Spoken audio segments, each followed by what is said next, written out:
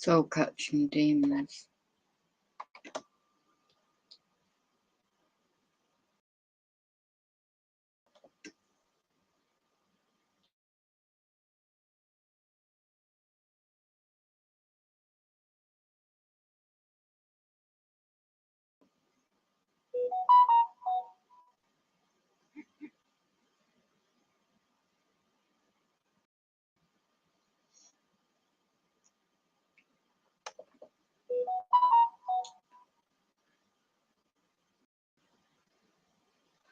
What I see in a global peace treaty.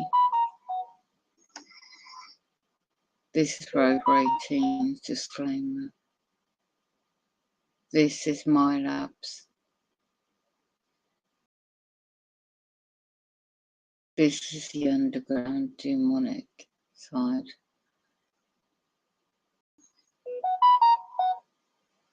And this is, I haven't seen Troy Smith's video since.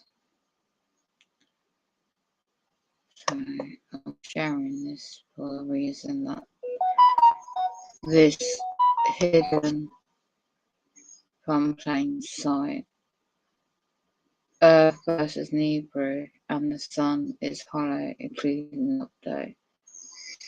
The psychic ability. I've no idea where this guy is. The last video we did.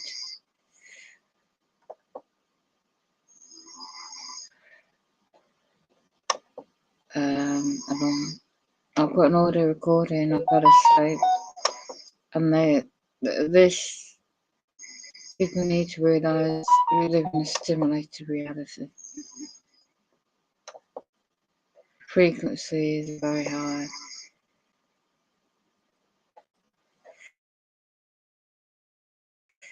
And it's cool.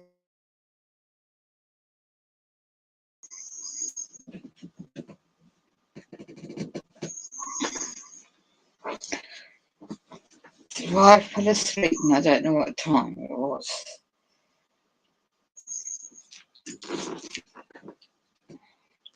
He talks about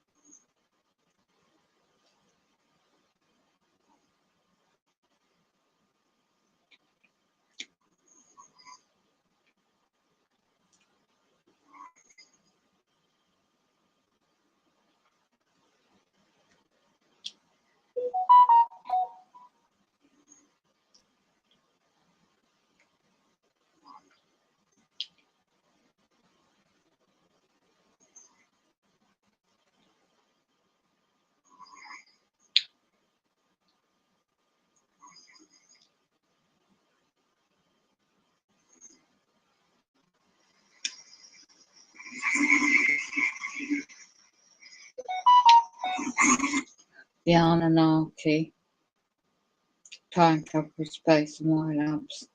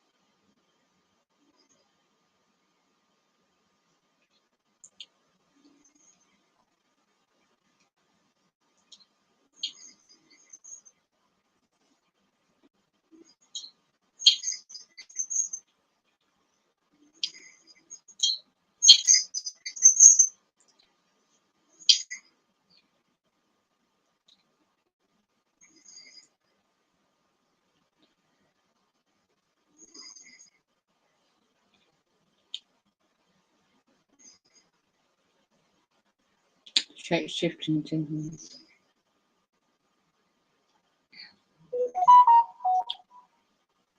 MAILBS, Reptilian, Richard Bruce.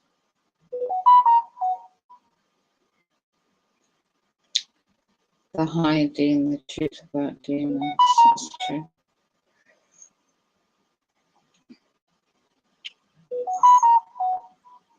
Oh, I saw some really good videos earlier.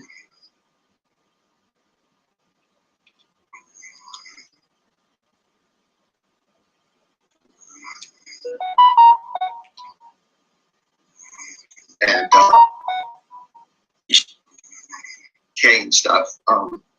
They obviously put it on ice. But the thing that's in his head, so what we did is we finally tracked him down, and there was a unit of us. So there was it was me, Michael Jacob was part of that. Anthony Zender was part of that unit. It was like a 5-person team, and there was like 2 other people. I can't remember off the top of my head who produced part. But we went there.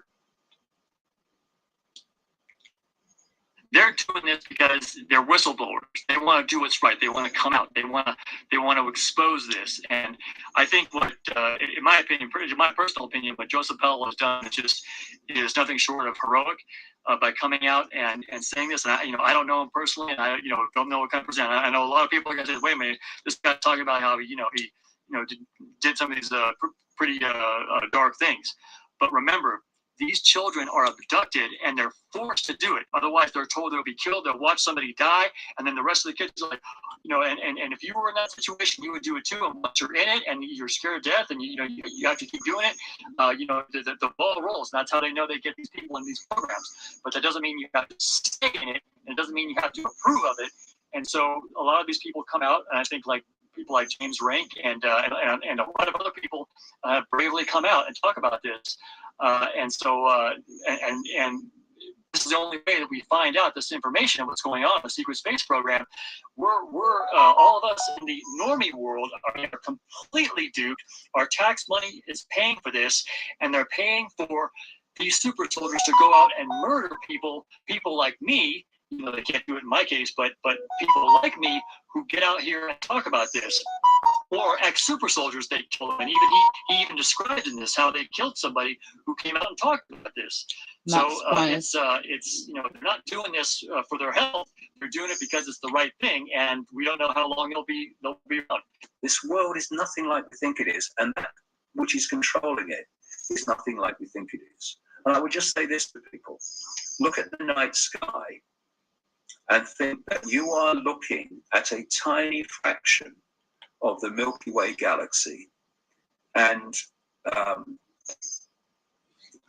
according to the latest highest estimate, there are about 2 trillion galaxies in the universe, and that what we see and experience is a tiny band of frequency called visible light, which is so tiny it's almost laughable. Everything else that exists beyond it, our TV channel, if you like, is unseen to us. Now tell me that humans are the only form of life that we call intelligent life. Not familiar But you enough do with know that reptilians and Draco, the blood sacrifices, the whole Luciferian thing, the kids being killed and eaten. I mean, that humans have been eaten and taken off planet, et cetera, and used for slaves in other colonies, et cetera. I hate to say that, but that's far worse than what you just said. It's Okay. far worse. Yes, far worse. And these were the peoples who first told me about a race of highly intelligent beings, which they called the Chitauri, the talkers, a race of creatures which look like reptiles, who have ruled the world for hundreds, if not thousands of years. One thing you have to understand about the reptilians is they have this concept of human ownership. The reptilians have a concept of human ownership which manifests across the board, from the literal standpoint of hosting and taking over somebody to organizing global institutionalized sex slavery. They're called the Illuminati. And the Illuminati are actually run by these 13 bloodlines, which are all of the royal families in Europe and in England. And they need the blood because they are, in fact, not human. They take human shape. They are reptilians.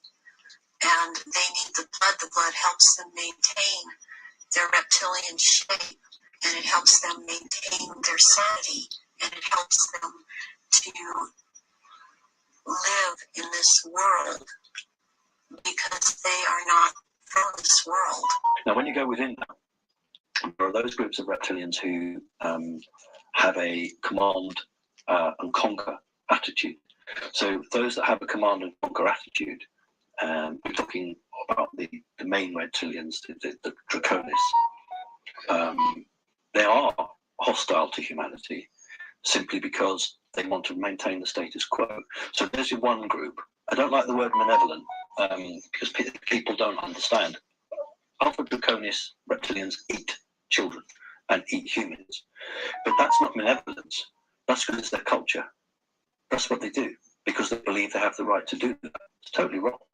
But that's what they believe, and they don't see it's wrong at all. And that's why they have agreements with Earth governments. And as long as they get the supplies coming through to them, then they won't take it any further. And they don't come out onto the surface and cause a lot of aggro. That's the way it's been for thousands of years. If you have to understand that most reptilians will look on humans as the lowest of the low. When dealing with military, they have a first interaction protocol where the humans have to bow to them. After that, they don't have to do that because they've already shown their subservience to them. If you look at very wealthy bloodline families, the reptilians look on them as not equals, but as the anointed ones of power. So they don't have to bow generally. But if a Rothschild grouping, the alien will have the reptile will have the head chair. There'll be a beautiful carved chair somewhere, and that's where he will sit, and then the family will sit round. They don't have to bow at that point, but there will be a ceremonial point where they have to do the bowing. Okay, so to reptilians or other alien beings coming to a foreign planet, you have to remember these beings are billions of years more or millions of years more advanced than we are, and they consider human beings as lower beings, so they think that they should be able to eat them. Reptilians also eat other different types of beings, not just humans. And just like how we eat cows and chickens and pigs because we think they're lower than us, so that's their perception on humans. So they just come here and feast, and they go back to their fourth dimension or whatever planet they're in the third dimension, and they do their thing. So most reptilians like to eat children because they're more tastier, more younger. When they're in a scared state of mind, they project adrenochrome and this negative energy that really gets a high for them. It's almost like a cocaine for them. Like there's thousands of different types of Earth planets, exactly like this ones that are actually foreign planets. This whole system that we live in today, where we go to work and we vote and we listen to music videos, this is actually a controlled matrix slave system for conscious beings to be controlled in a matrix of where they're asleep and they just don't know what's going on, but it's happening every day. Well, on most reptilian worlds, they have like I would say the best word to translate it to is colonies of humans all over the planets, and they're just big walls. It's like a concentration camp where they have humans breeding each other, and they're just big walls, and they feed them to get them fatter or skinny or whatever type of dessert they want, and then they just eat them. I'm not sure, because I don't know, like every world I go to, there's always humans chained to walls. There's hundreds of thousands of kids in basements somewhere being mined for adrenochrome. I don't know where these people come from. Maybe they're just, because I know humans are a very, very big food source and slave force in the galaxy. They're very used among lots of alien groups for food and sex and workforce. Actually, mostly it's I would say 60% of it is actually our own governments, not our own government agencies and the SSB that are kidnapping these kids. These kids are just homeless kids, people that no one will notice that's missing or no one that will care to find, and these human groups will use this as a trade bait to other alien groups for technology. I've got a recording.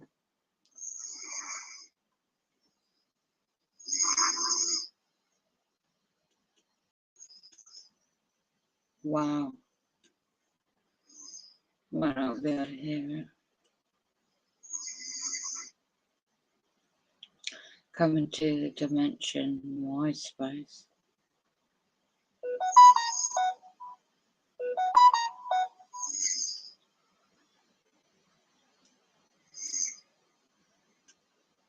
Don't know what time I better sleep. Must have been about 10 o'clock, 10:30 p.m. Now it's almost 2 a.m. in the morning. Woke me up suddenly. What time? I think it was about 1:15 a.m., 1:30 a.m. Makes you wonder they spike the drinks. But they use frequencies as well, radiation. And it's just pure. Forgot about this audio recording was still playing and it's picked it up.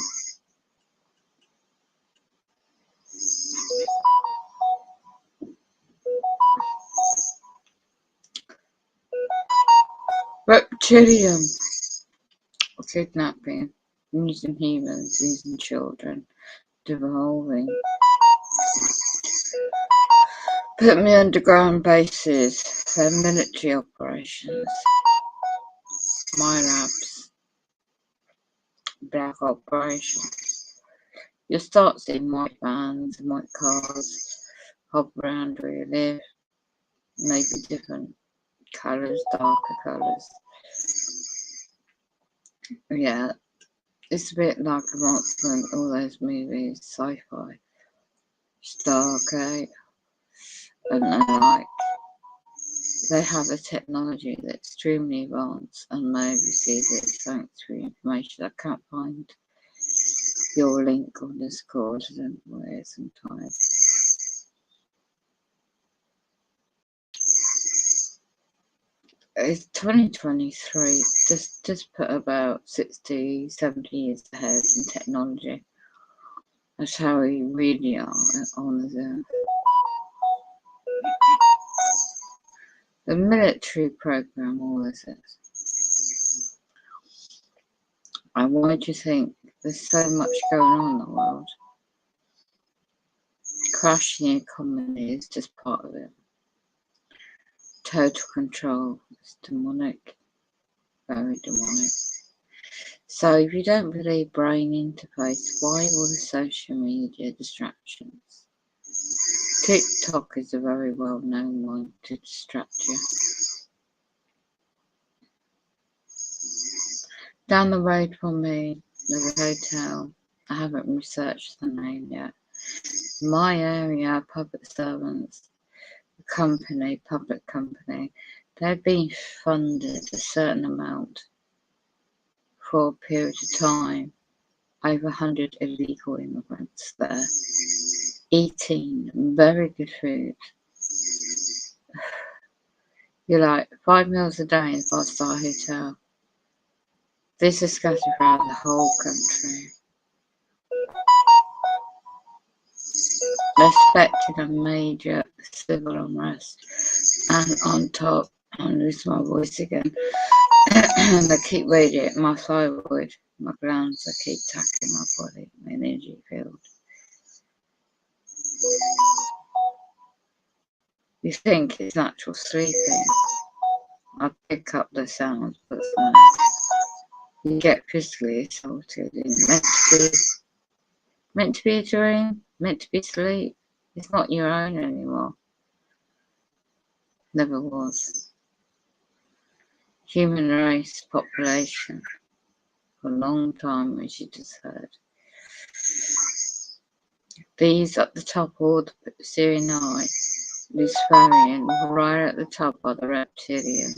Different races, but they're non-human. So why was always have been the 13 royal bloodline families? And there's another channel, and again, mine, you know who you are, sent me a link to that channel, and I saw those split eyes, that human body is a host. There's a lot of host bodies. You see through these entities as in these human bodies that are hollow. They're narcissists, they haven't got any emotions, they're completely possessed. And if they're not possessed, they're scared, witless to participate in gang stalking, target program, top of the pyramid, in hierarchy, in the 3 Masonry lodges, Masonic lodges. It's worldwide. And then put people that are starseeds, spiritual, on the list to be monitored 24 hours a day, targeted 24 hours a day. You name it's going on, but this is absolutely, definitely a spiritual battle. Whatever belief system you have. If you're not a Satanist and part of this, and know exactly what's going on, then you're a starseed, you're here to fight. You're here literally just to fight these demonic side. Yeah. And it's like a awakening process, really. For those who are not awakened to the truth, they never will be. Their souls are lost.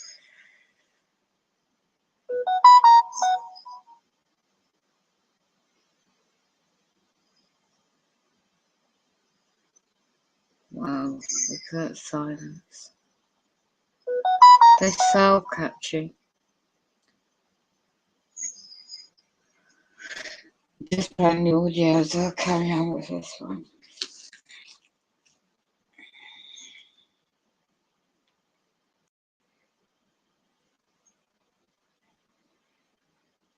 Or even information, because that's the only thing humans have to trade.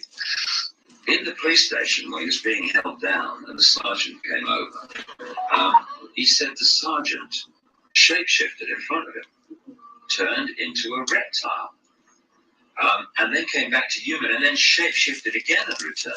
And one of the primary sources of loosh, which is emotional energy that they feed on. Yes. The humans are a hybrid creation that gave off the best and the most pure form of loosh. Loosh being emotional energy that provides food for this, whatever it is, reptilians or whatever. That within the human experience, the finest and the most pure form of loosh came from pre-adolescent children. In satanic rituals, that pre-adolescent children are used primarily in certain satanic rituals because of they give off the most pure form of emotional terror that you can imagine. From our point of view, it's perverse. From their point of view, it's filling me up. This is the best form of food that we can get. I had an office in the radar tower. It was the first office on the second floor in the back. Next to my office was another office, and I remember, I was wearing a stack of Bibles. I remember a lizard man in that office. It was His Highness Draco something. I can't remember the other name. And he was about 6 foot, 7 foot tall. Had sort of like scaly skin, humanoid. He walked erect like we do. Had 2 arms, 2 legs. He had a tail, but it really didn't show most of the time. He had somewhat of a humanoid face, strange eyes, a big mouth, looked like what you would expect if you're going to put together a lizard man. So the human outcome, it's literally whether humans will survive and develop and be what we always should have been, and whether we're destined to stay exactly as we are now. Technology will change. Your mobile phone will get smaller. Your mobile phone bill will get bigger, but your mobile phone will get smaller. But humans are still prisoners. And we fool ourselves that we've gone on from the horse to the motor car and all the rest of it, but actually we're still trapped. So this whole battle that's been fought above the earth and on the earth and under the earth and energetically through the minds of people are literally to break enslavement, because humans are enslaved. But the system has been going so long and is so clever that the vast majority of people don't understand what they are and how they're being trapped and how they're being tricked and how they're being lied to. You won't see it very clearly. One of the important things throughout all of their interaction with humanity was not to be recognized and not to be seen, because humans record. Humans record in stone. We're very good at that. We create. We're fantastic like that as a race. So they recreate, and the reptilians didn't want that. You will see it occasionally in some of the Sumerian or Assyrian, Babylonian carvings. Occasionally, you will also see it in some of the Mayan or Aztec items. What you're much more likely to see are renditions of feline species from the Egyptian times, because they weren't covered by the same protocol. So they weren't. There was no ban on depicting them, whereas there is a ban. There still is now a ban on depicting reptilians, and I'll give you absolute proof of that when I did that very nice interview on the Today program with Holly Willoughby and Schofield, and I did 2 drawings, one of a mantid and one of a reptile, and I was told point blank we're not allowed to put the reptile up because they were going to have me as a backdrop, them as a backdrop to me. So the stills I've got, which they very kindly sent me, I'm being interviewed with them, and behind me is a picture of mantid. But originally, Schofield and gang were going to have the mantid and the reptile, and somebody very high up said we're not allowed. They didn't even know what it was called. All they said to me was, we've been told we can't put this one up. So there's a blanket that goes out, and hence, if you think about what your title of this DVD is, because we're coming around to that now, and you think about that chapter in The Greatest Secret that David Icke wrote, which is don't mention the reptiles, and that's a fact, and David's absolutely right, that the system doesn't want to publicize them because they've signed an agreement not to publicize them. Is to keep them out. So you can talk about the greys as much as you want. That's not an issue. You can talk about the mantids as much as you want, because they don't manipulate humanity. The reptile race that we're talking about manipulates humanity and has done for thousands of years, and has a covenant with the elite humans who run the world, that they will always be in the shadows. Jetta Powell on Super Soldier Talk, Secret Space Program Witness. On Rumble and Joseph Powell, Darkly, Astra. Warning, hard language and graphic content discussed. So from my recollection, we weren't actually ever set free. We actually grew up and were part of a military faction that we would go and hunt down alien beings or people that were a threat to the program or to what was going on behind the scenes. We were the top tier that would hunt down the aliens and stuff that weren't allowed to be there. Like pure. How can we say that there's no Draco reptilians doing this? They are doing this. They have military control. What's going to? Yeah. So to hit the streets. And the whole point of that process was because nobody ever wants to go into his place. That we would go and hunt down alien beings or people that were a threat to the program or to what was going on behind the scenes. We were the top tier that would hunt down the aliens and stuff that weren't allowed to be there, like here on the planet and stuff. They didn't have permission, so we would go and be the ground troops that would go and hunt them down. And then later on, there was another, with that faction, there was another being that we hunted down, which is in the photo that I sent you, with just the head. We were in like this jungle setting, and this being was hiding in the mountains, in these rocky mountains up in this jungle, and we finally tracked him down, and he had this ability to like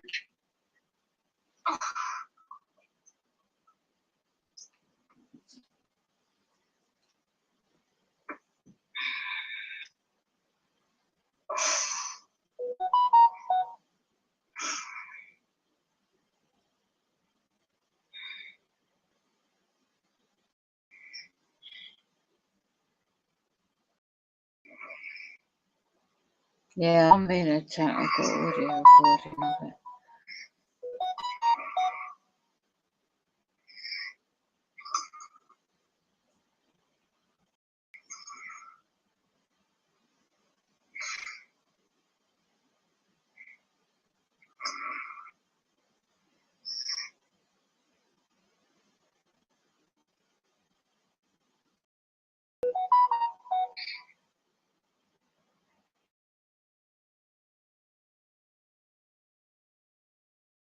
I picked up on the audio recording.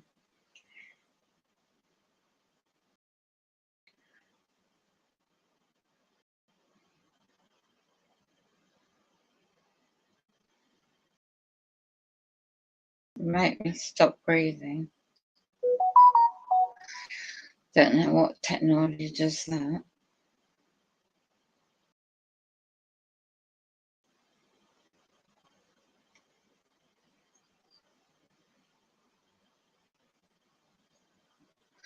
They're hacking into the main internet, so nobody comes into my lives anyway. Yeah, right, start attacking me physically.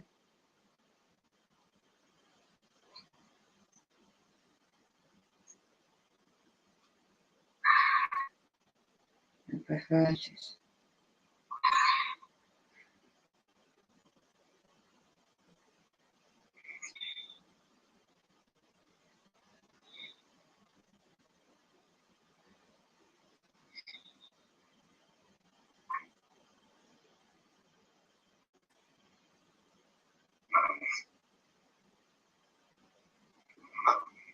Yeah, there you go.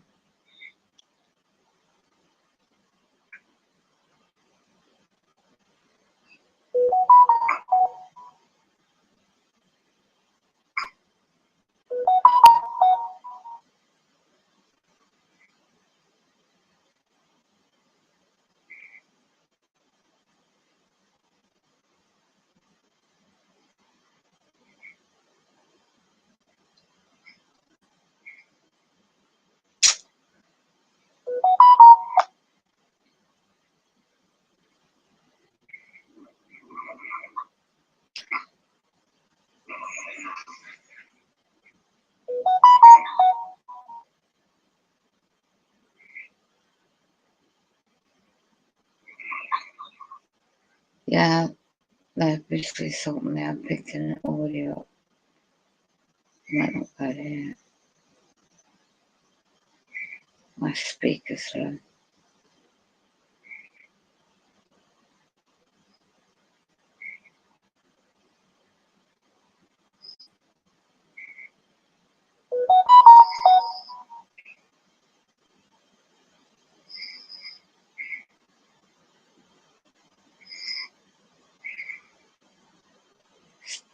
My drink or something they do. They use frequencies and hack your brain to put you to sleep too.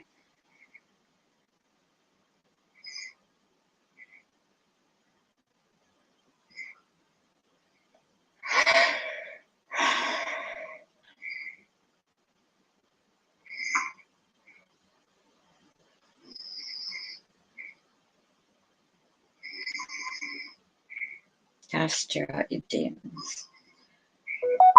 Your sick, perverted non-humans.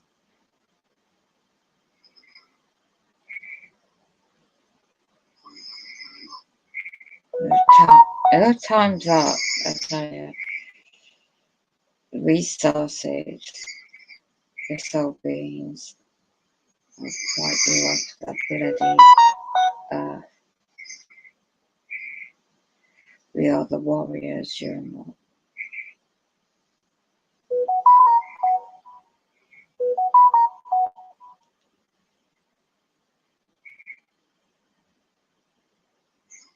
No matter what you do to our physical bodies and our physical environment, our souls are us. We're literally born for this mission.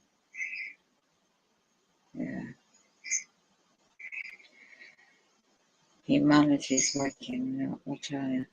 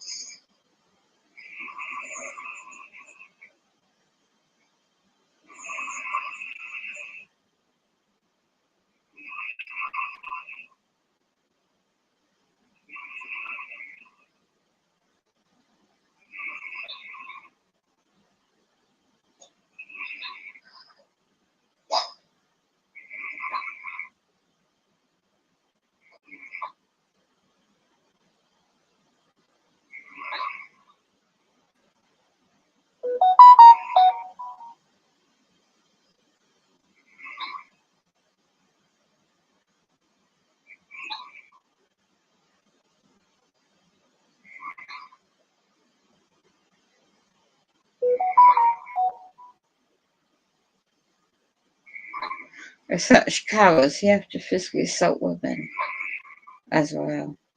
Right. I've got it on recording and doing non-human entities.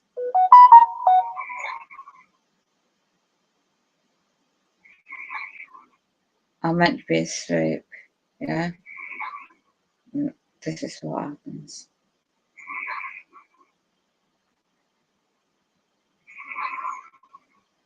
Perhaps everyone.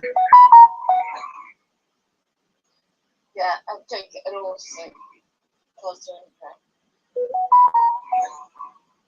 Mind control.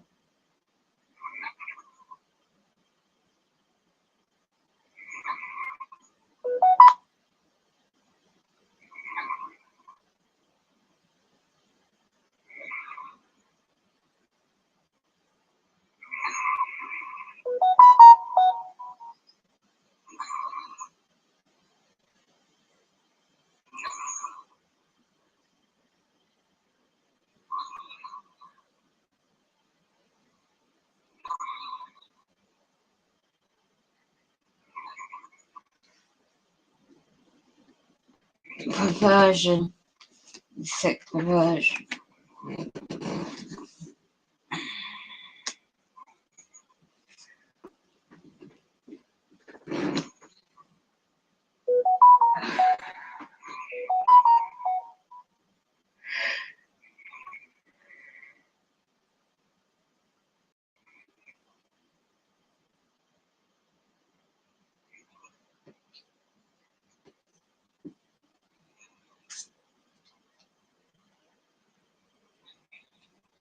subdue us, like subdue beings. So this is an actual photo. They did an interview, and that interview was taken down. But those kids that are in the background, they were actually playing. So we had to cut through this area where they were living. These people were living to get to that being. And you can tell like his eyes are sunk into its head because of the decay and stuff. They obviously didn't put it on ice. But the thing that's in his head, so what we did is we finally tracked him down, and there was a unit of us. So there was it was me, Michael Jacob was part of that. Anthony Zender was part of that unit. It was like a 5-person team, and there was like 2 other people. I can't remember off the top of my head what their names are. But we went there, we hunted this being down. We were going through these catacombs in this mountain to try to track it, and he could sit there and paralyze you. And he had like some kind of like wings in a sense, but he would bring them up, and then it would cause paralysis.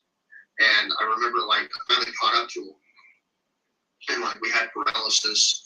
I ended up being put into a paralysis state, and I think it was Anthony Zender that caught up and killed the being. And then I remember like running up and jumping and stomping on its head, like repeatedly. And afterwards, Anthony Zender like ripped his head off, and that's why it's all torn out at the bottom. And then when we were headed back, so the cleanup crew that would show up to pick up these bodies, these alien bodies and stuff, they were used to Anthony taking the heads because he got the taxidermy on the base, because we didn't have much to do on the base that we lived on. So he would take the heads of our enemies. I think that was like number 8 or number 10 that he took at that point. And he took that thing that the guy is holding in his head, he picked it up as we were walking back through this little village. He picked that up and stuck it in the head so he could hold it, because he was getting like the blood and stuff on his hands. And he was sitting there, and the 2 kids that were in the back, like the one that's hanging on the fence and the one that's in the background, he was sitting there and he was fucking with the kids as we were walking by. And he was like, and like fucking scaring the shit out of them. And, he was like, I was like, hey, you want to see something cool, because like he already freaked us out, like most of us when he would do his taxidermy and shit, because he just started doing that randomly. Like he was like, that ultra was like losing his shit. So I was like, hey, you want to see something cool? I was like, give me the head. And didn't know for sure. And like,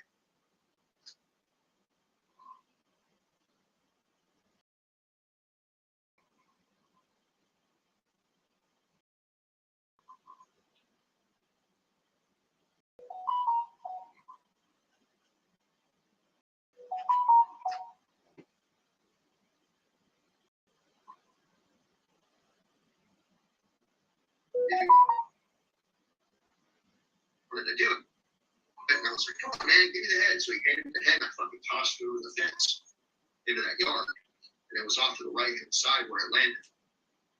And the kids were like, they came up and ran up and saw it, and they were like poking it with a stick. And I remember Anthony being like, hey, man, that was mine. And I was like, don't worry about it. I was like, it's not like here's the funny part. I was like, it's not like they had cameras. I was like, they're backwater, like they live in the backwater, they're yokels. And lo and behold, they did have a camera. But that's the same stick that they were poking with is in the kid's hand too. So it's pretty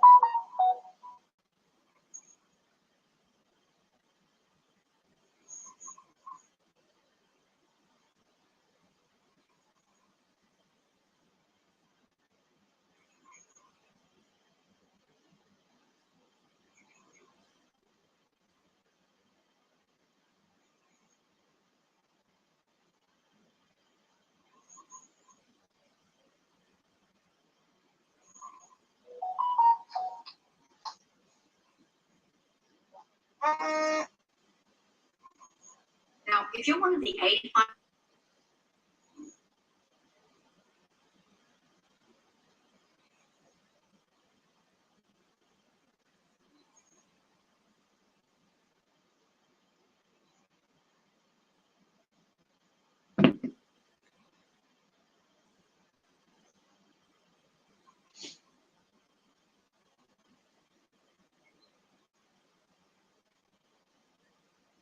In itself, it's nothing really that special, you know.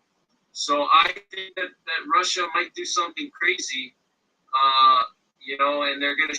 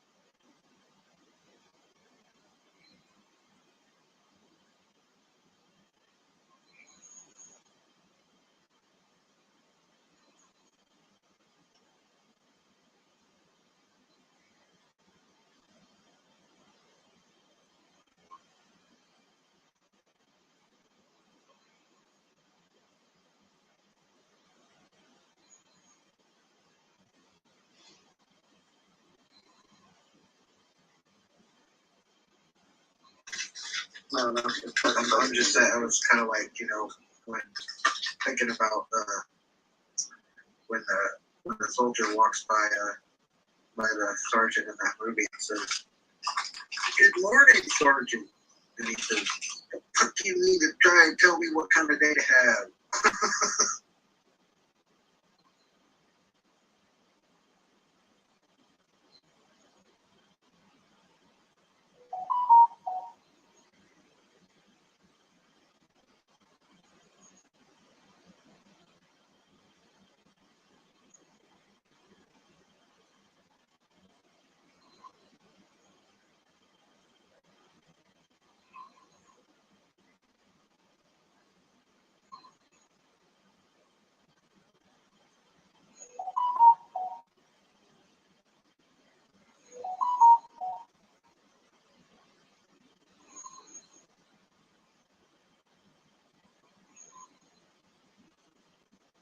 Oh, yeah.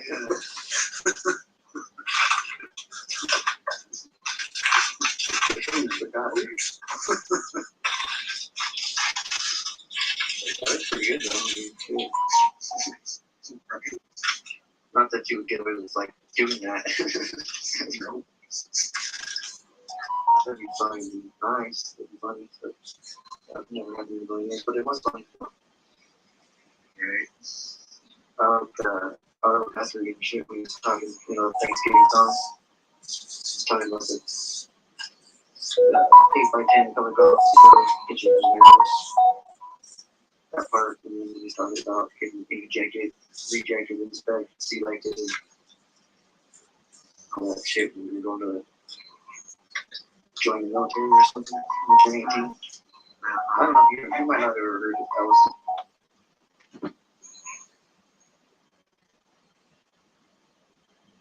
The hacking to the main internet connection. Nothing new. Nothing new.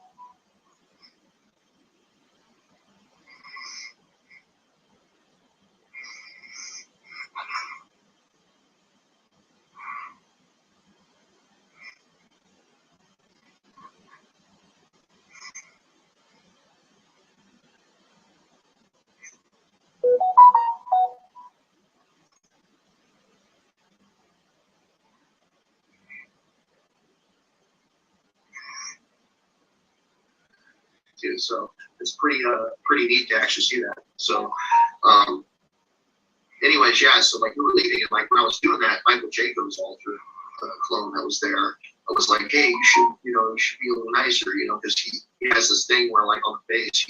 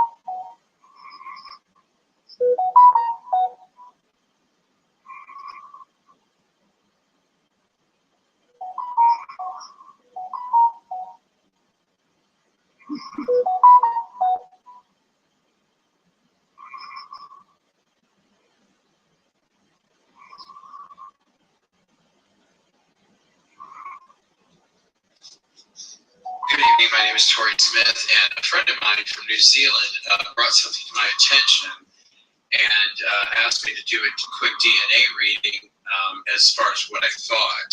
And this, there's a new document being sent out to basically everyone in the world. It's called the Global Peace Treaty.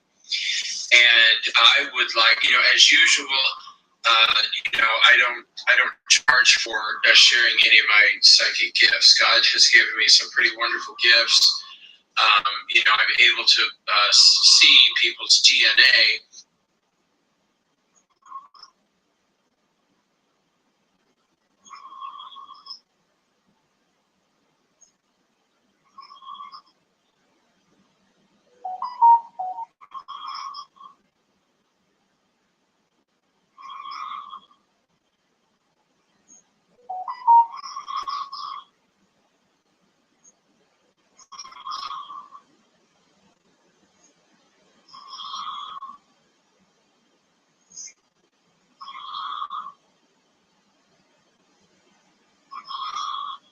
Yeah, no, I know.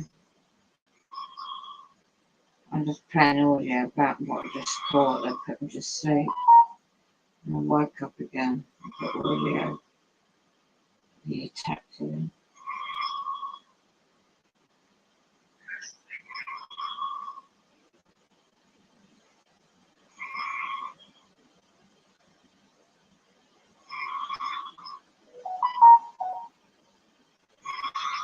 Yeah, they do memory blocks. They don't remember it. You remember bits and pieces. You don't remember it all. Yeah.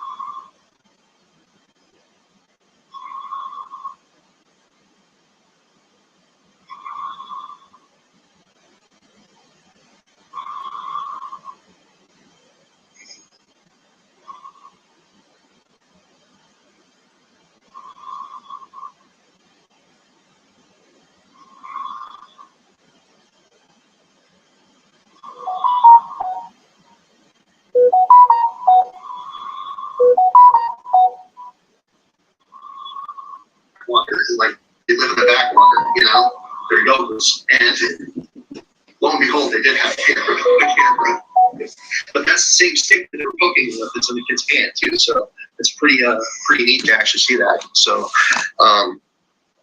anyways, yeah, so like we were leaving, and like when I was doing that, Michael Jacobs' altar clone that was there, I was like, hey, you should be a little nicer, because he has this thing where like on the base, he's like a pastor, like new age pastor kind of person, and he likes to get people to try to come in, but nobody ever wants to go into his place to listen to him.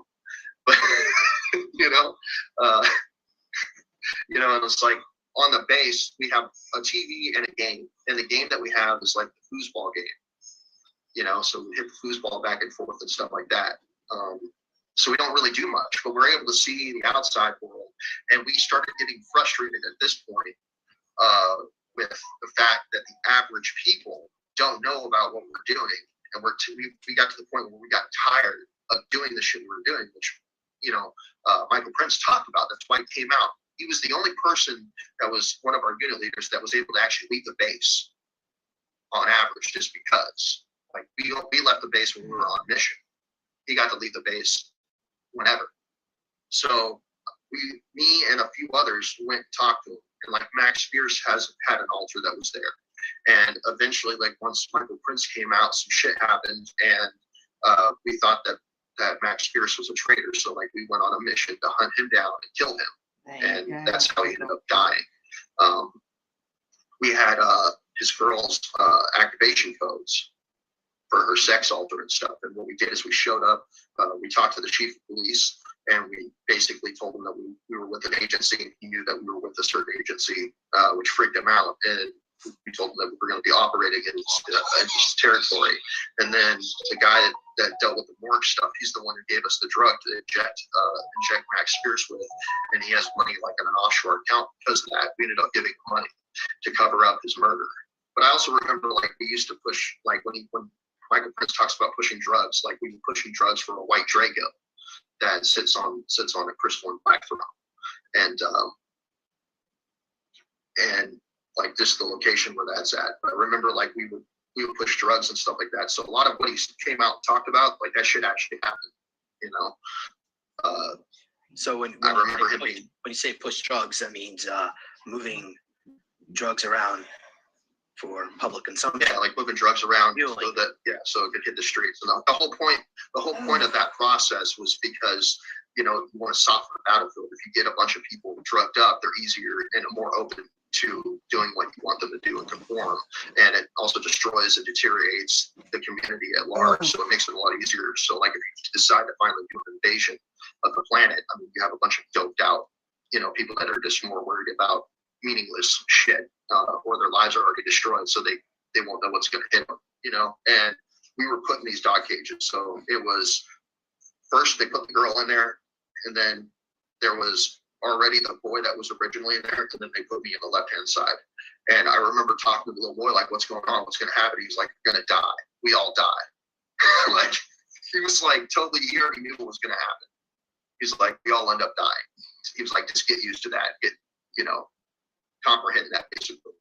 And when he was like this, he already knew what was going down. He knew what time it was. They took him out of the cage, and he was the kid that was sacrificed, that we had to drink his blood and eat his flesh. But yeah, he would check the time and stuff and make sure that it was the right time. We would start the rituals and things. I remember killing some of the kids for him. I would slit their throats and stuff. So was this like on the altar, or was this just because they were disobedient? No, it was when they were placed on the altar, they would be placed alive. That way, when we would they would be scared to death, which would cause the adrenochrome, like their adrenaline to pump up.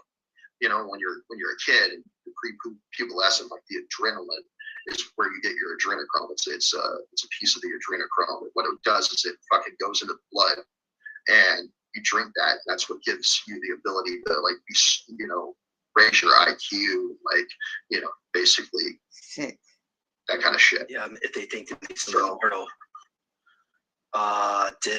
So but he would have me and a few other kids, we would drink it, and then he would like IV us, and like what we would do is like we would channel information for him. That's how he grew his business the way he did. So he would get certain information and know who to bring in and who not to bring in, so that his business would expand and he would become more wealthy and more powerful, and be able to take over more politics and stuff. You can even look him up. He got in a lot of trouble for like giving employees money to buy you know, to give donations to politicians and like all sorts of shit, man.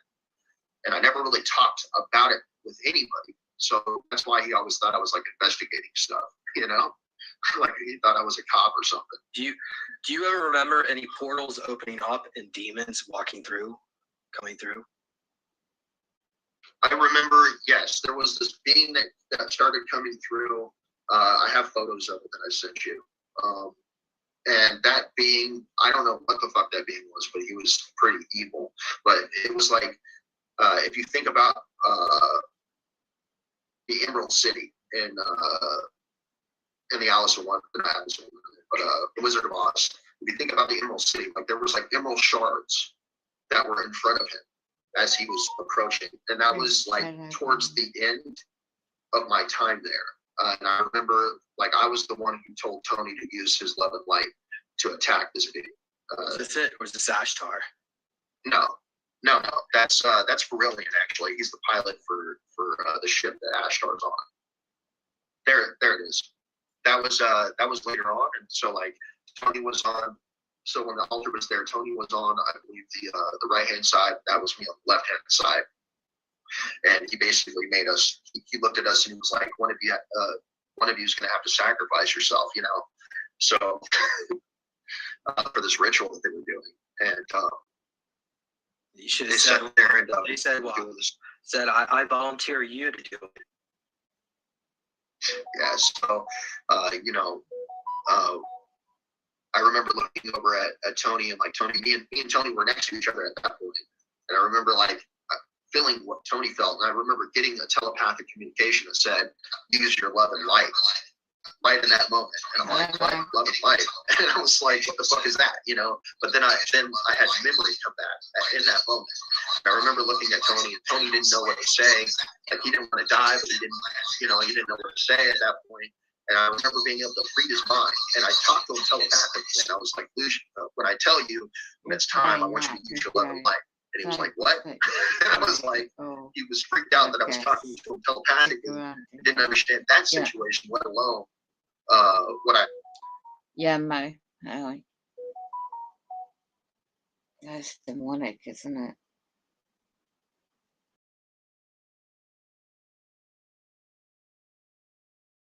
So I'll just play another audio about the MAILBS and how these super soldiers, those guys were doing the stuff that this guy in that video is talking about.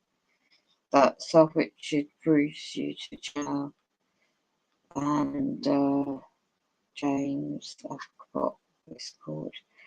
Now this guy, right, because I found him a while ago, so thanks for the information.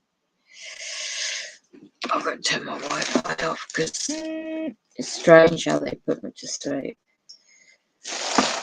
But not strange really, is it? Just got to put my charger on.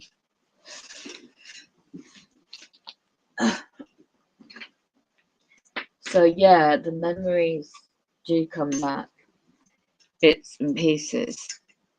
So I'm not an expert in this at all. So I assume. And yeah, the MAILBS, it stands for military, I'm not sure the terminology, military abductions, it's not aliens. That's why I picking up all these recordings. I forgot I was recording. I don't know, 10 o'clock UK time at night. But I'll rest out because I'm tired. Next time I'm asleep. And I think I woke up 1:30 AM. Today's date now. UK it's Monday morning.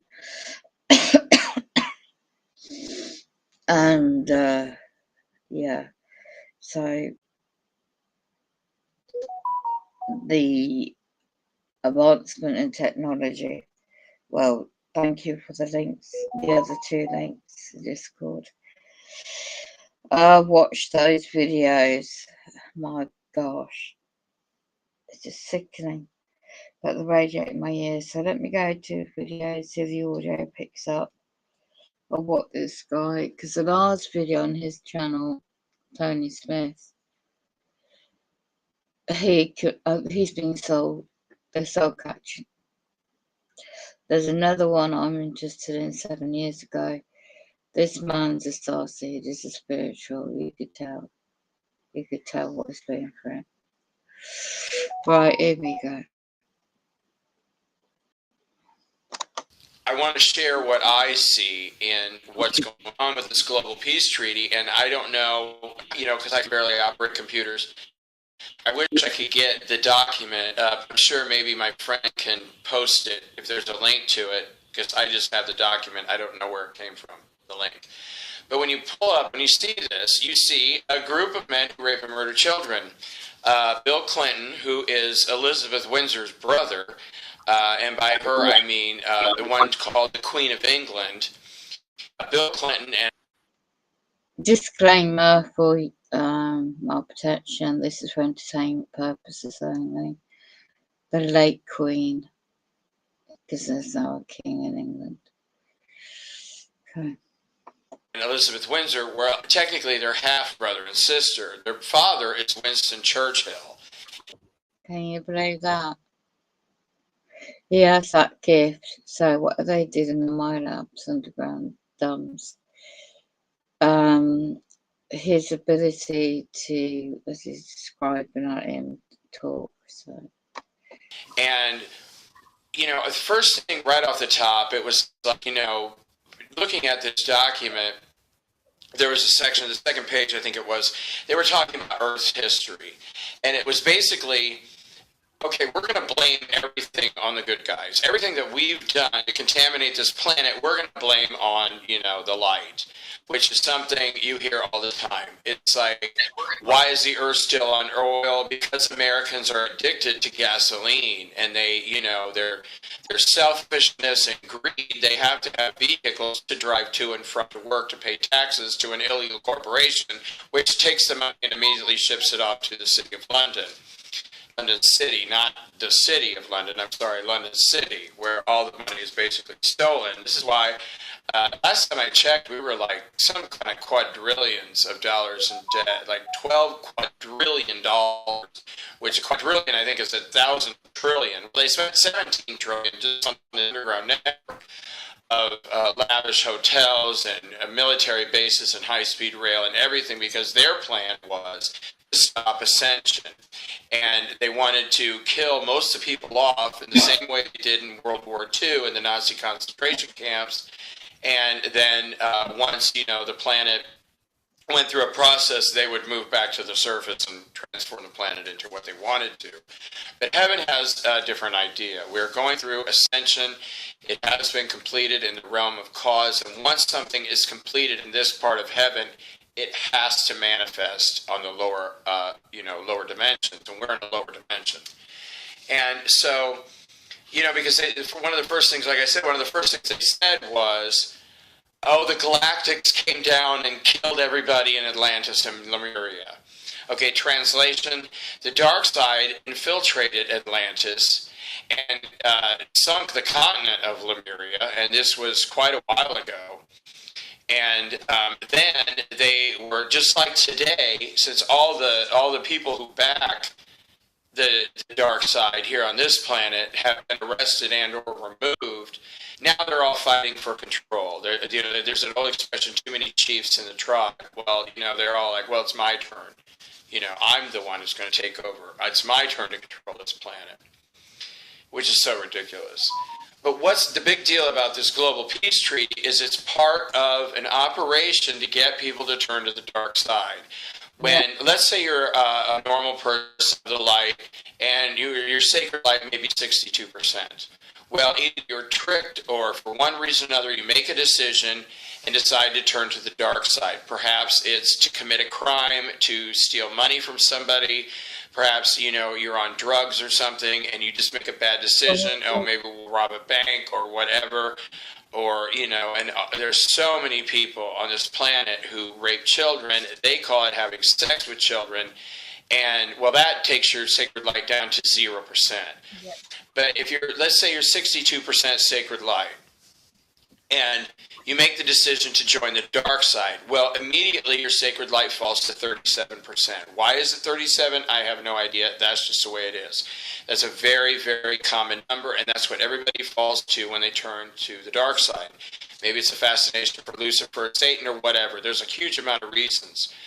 But once the person either rapes and or murders somebody, or then they fall to 0, or sometimes people just denounce God. There was a woman online pretending to be a wonderful spiritual teacher and healer a couple years ago, and she was calling Jesus Christ a parasite.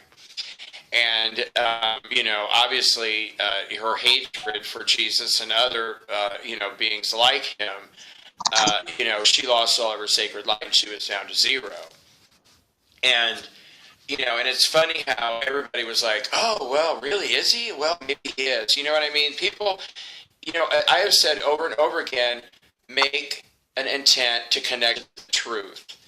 And not the truth of the dark side, because they don't have the truth. They lie constantly to everybody. Make an intent to know the truth about what's going on in the universe. I did that in 2008.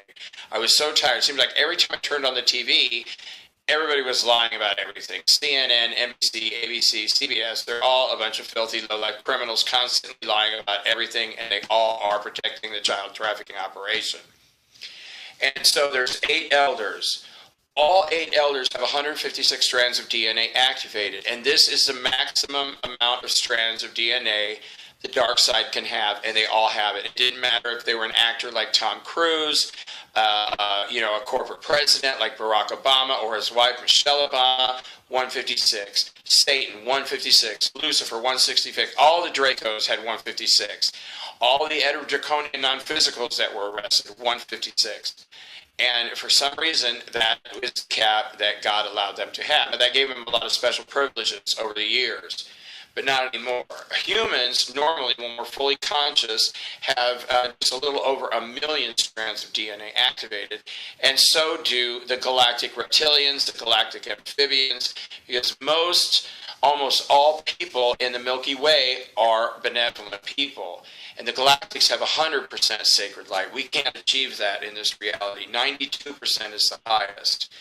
And of these elders, 5 of them have 0% sacred light. And the other 3 have 37% sacred light, meaning they're all dark entities. The Earth is going through a process. I'm being told that it's going to happen this summer, that the big shift between the 3rd dimension and the 5th dimension, the finalization of that will be this summer. And, either I got that accurate or I don't, one or the other. And, as soon as I know, though, I share with other people. Number 1, he's a CIA agent, and he's working out of the headquarters in Lake Geneva, which is on the France-Switzerland border. Elder number 2, who's a wise man. They're all like wise men here to give us spiritual advice. He's also a CIA agent, and he works in the headquarters of CIA. Again, at Lake Geneva. It's at CERN. It's real close to the Hadron Collider at CERN. Elder number 3 is an NSA agent, and he works out of Utah. Elder number 4 is an NSA agent, and he's working out of Washington, D.C.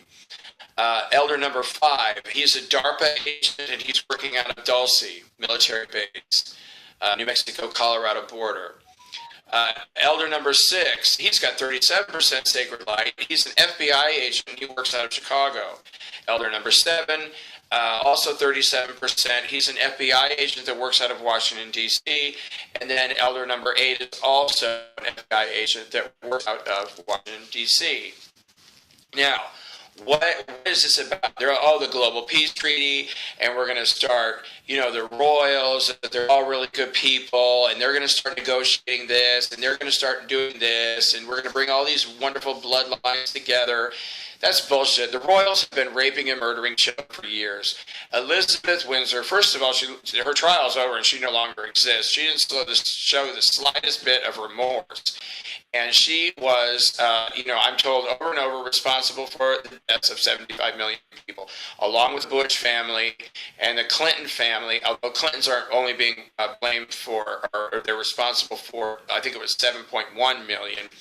But Bill Clinton, he has a very, very long history of murdering children that he raped, and also murdering women that he raped. And his wife, Hillary Clinton, has murdered, I think hers total is 6.7 million people that she's being held accountable for murdering, and she also murders children in the My Life child trafficking. They all murder children, all of them.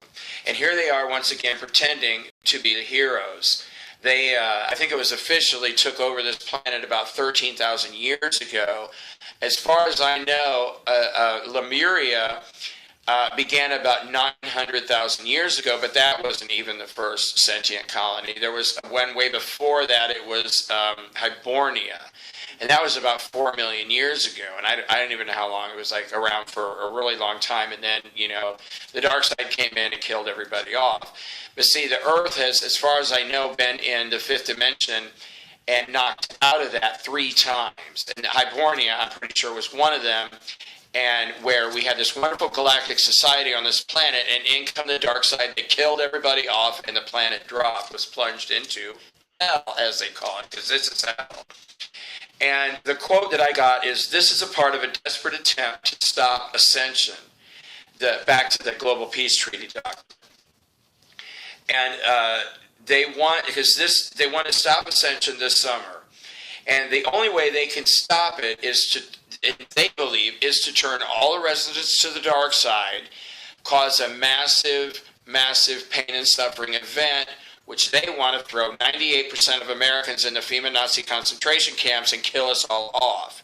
And then go around the world and kill everybody else off. And that's why all these reptilians keep coming in, because I hear it all the time, we came to feed off the humans. That's why all these reptilians, the dark side reptilians, are being brought in.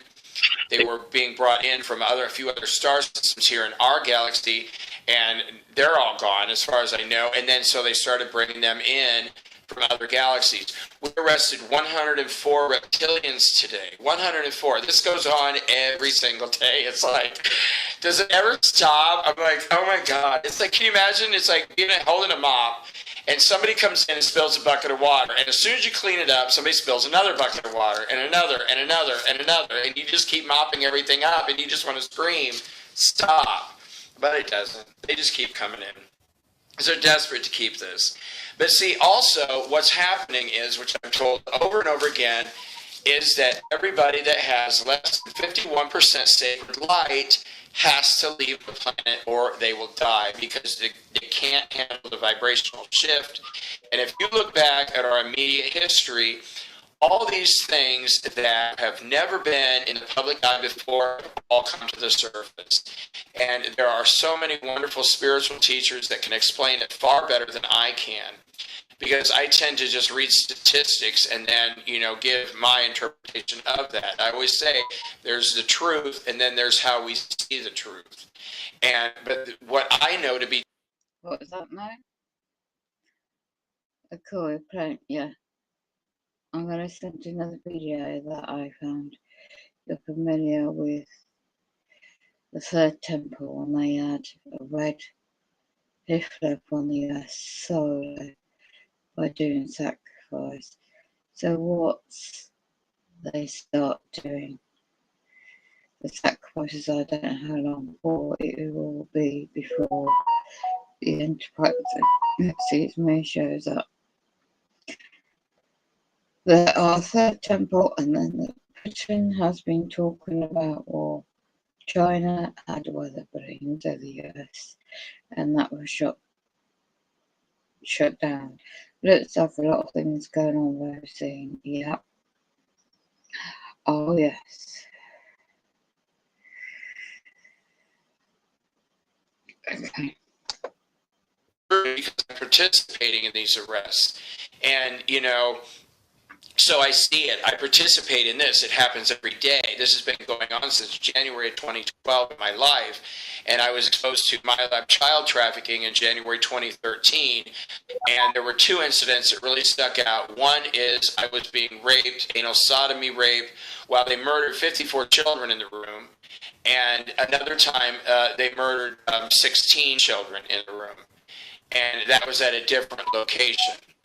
And it was, so far beyond, I can't even tell you how horrific it is. I can't even connect to the memory. I can't see it, because if I do, I'll have some kind of a seizure, and I'll flip out, and I'll start shaking really bad, and I'll just kind of zone out, and it takes me at least a half an hour to come back to reality, because it was so horrific. But that's the way most humans are. Most humans are not equipped to witness murder.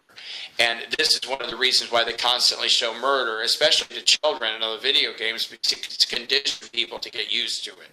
And another thing they've been doing is feeding humans, and all these children that are killed, most of them anyway, extremely high percentage, are then ground up into hamburger meat, and they're processed through the Cargill food processing plant in Minnesota. Well, actually, they have 3 locations.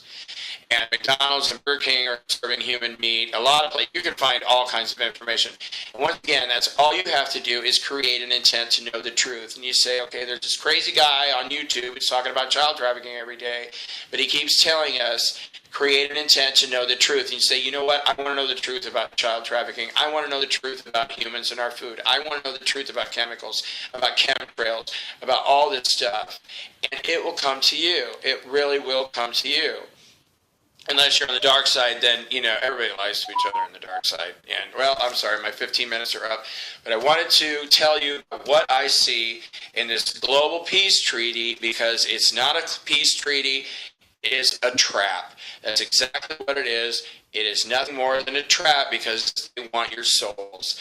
They already have these machines that they're bringing in to try to get your souls again, because the old machines, well, not old, but the ones that we were using before were destroyed and removed from this planet, but they keep replenishing all this stuff because they're absolutely desperate to hold on control, but it's not going to happen. Heaven says it's not going to happen. I don't believe it's going to happen. And, you know, and, oh, one more thing. If you feel that your sacred light is low, you know, the best way to raise that is to help other people with a pure heart. In other words, if you help somebody for the sake of helping their life become better, especially if they're pain and suffering, and especially if it's children, your sacred light will go way up. And I've seen people have gone up 4, 5, 6 percentage point just in a matter of, you know, moments. And why? It's because they decided, especially people, you know, like David Icke, who put his life on the line to do what he could to bring attention to child trafficking, to try to stop child trafficking. Kevin Annett is another. I just absolutely love him. His light is 92%. Why? Because he's trying to stop people from raping and murdering children. And, you know, people attack him every day. It doesn't really take a genius to figure out who's on the light and who's on the dark. And, but anyway, I love you, and I'm not trying to convince you of anything. I'm just saying, here's another trap. They want your soul. It's called the Global Peace Treaty, and the men who are putting out and pretending they're called the elders are actually CIA, NSA, DARPA, and FBI agents. Gee, go figure. It always is the case. Anyway, I love you. Oh, and another thing. One of my favorite things is thank you, God. Thank you, God, for working miracles through me and for me. And I really suggest you think about saying that too. Thank you, God, for working miracles through me and for me. God bless your hearts. Have a good night. Okay. This is 7 years ago. Earth versus Negro in the Sun Hollow, including update. So this is Tory Smith.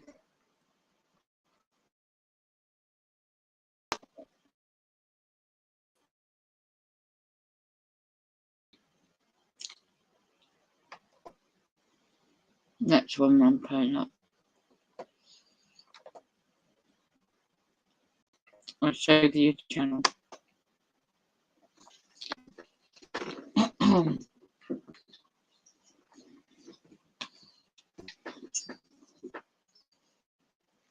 It's deterioration in this place. DNA reading information. See if it's a website or something.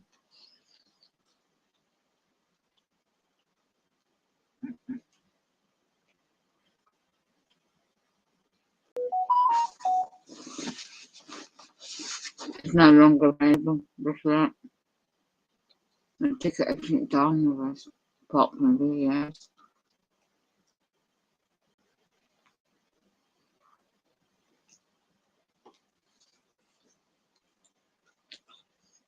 Wow, his website got shut down.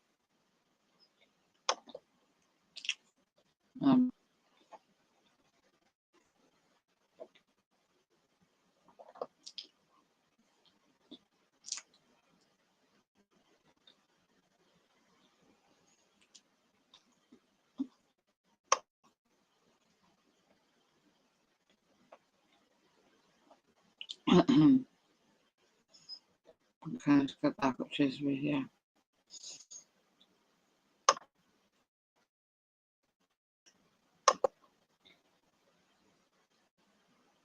Don't know which video this one is.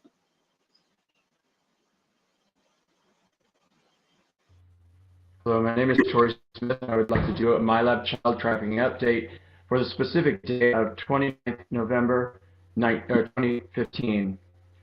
Because Dick Cheney murdered 46 children, personally murdered each 46 of these children on this day. When I've been watching these, I'm trying to find the links, the information it gets from. So bad. 2015. How long have you known about this? Okay. This is the very last one that he did.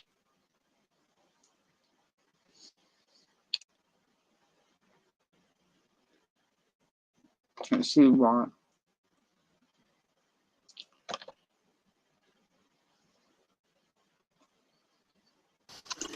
And I want to thank you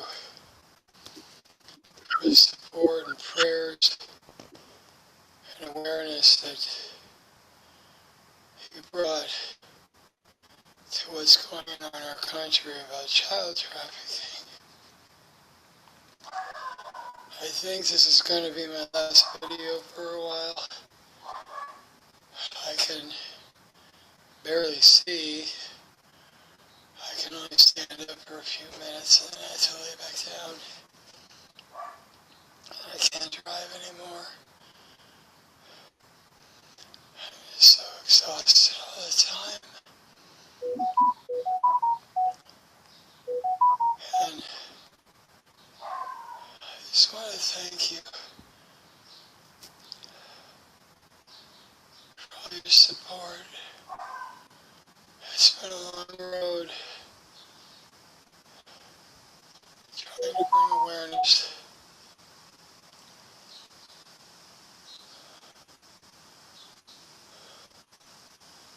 Long road.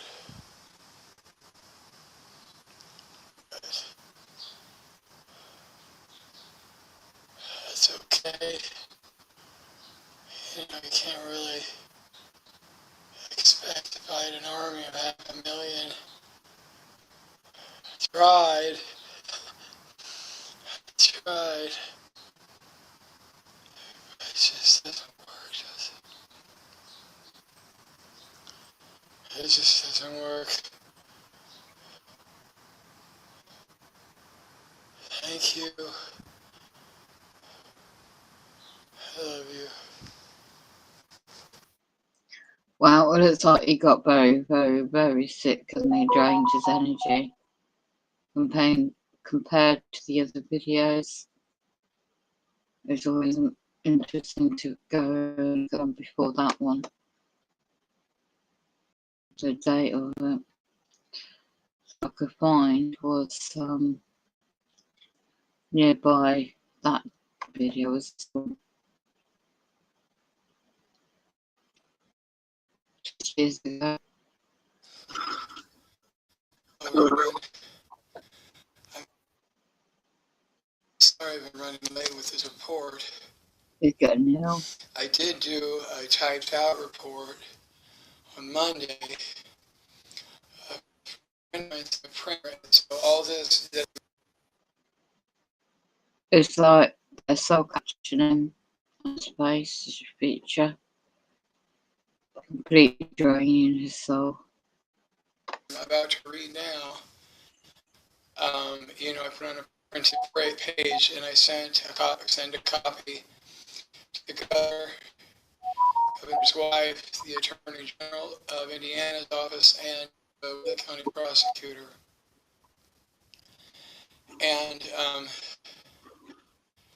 you can see in my face that my mom says I don't look like the same person at the beginning of July that I look like at the beginning of June. No, definitely not. But heaven says I'm not going to die, so I don't even care if I do. One way or another, it doesn't matter. It's just been such a long, and you know, because I was exposed to this MAILBS in January of 2013. And at the Arlington, Virginia location, that night I was sodomized by 7 men, while 54 children were gang raped and murdered in the same room.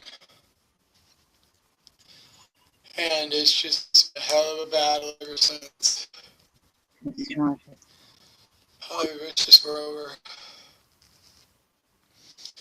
Okay, this report is for last week, June 24th, in Indianapolis. 12 children were gang raped by a group of 30 men, a total of 47 times. Michael Pence raped 2 boys. Greg Zeller raped 1 boy and 1 girl. Douglas G. Carter raped 2 girls and 1 boy. 8 others from the ISP were there, and they all raped children. 8 from the IMPD, they were all there, and they all raped children. 3 Indiana National Guardsmen, 3 CIA, 5 FBI, and 2 Army Special Ops. Sorry, I just don't feel good at all. Now, last Friday, there were 186 children brought to America by 3 sources: SOCOM, ACOM, and the Air Force, and then distributed to 21 locations. One in Indianapolis was a 4-year-old Argentinian girl. She was murdered. She was gang raped a total of 72 times and then murdered by a CIA agent named David from Indianapolis. Child number 2 was a 4-year-old boy from Chile, who was raped a total of 59 times and murdered by Douglas G. Carter, superintendent of the Indiana State Police. Child number 3 is a girl from China. She was raped a total of 65 times and murdered by Indiana State Police officer number 4.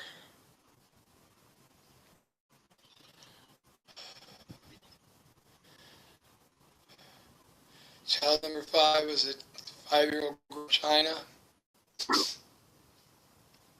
and she was raped 67 times and murdered by Indiana State Trooper number 3. Child number 5 was a 5-year-old girl from Africa. She was raped 71 times and murdered by Indianapolis Municipal Police Department officer number 1. Child number 6 is a 5-year-old boy from Africa who was murdered by Michael Pence. The child was raped a total of 56 times.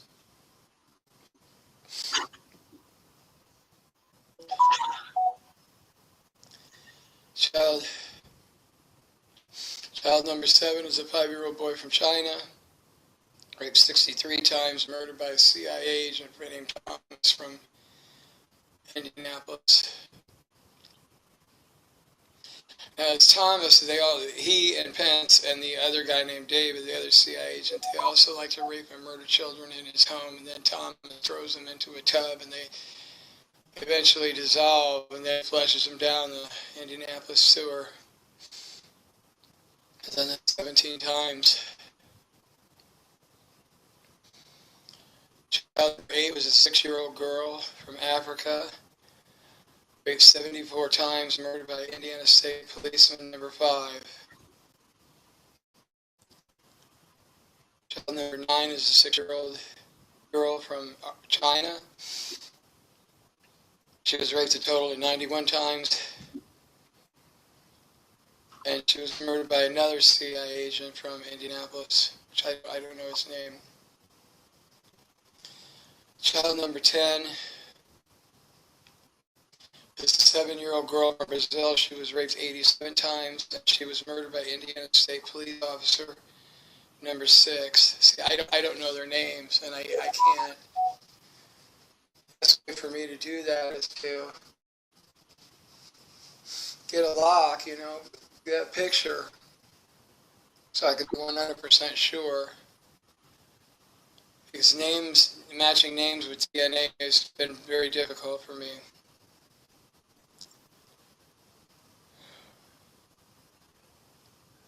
Okay, where are we? Child number 11, 7-year-old boy from Brazil, raped 94 times, murdered by an FBI agent. 3.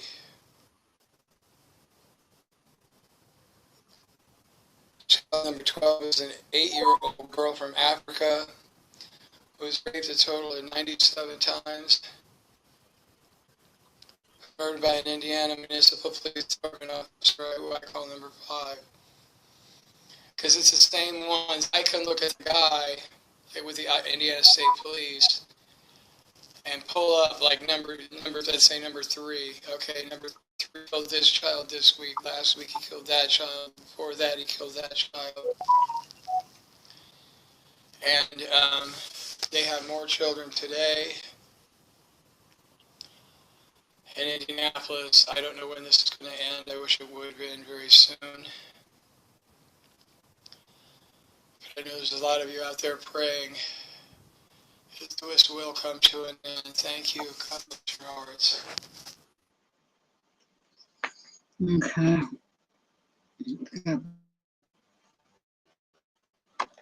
I'm just listening back, mate. That's look strange, didn't it, in that video?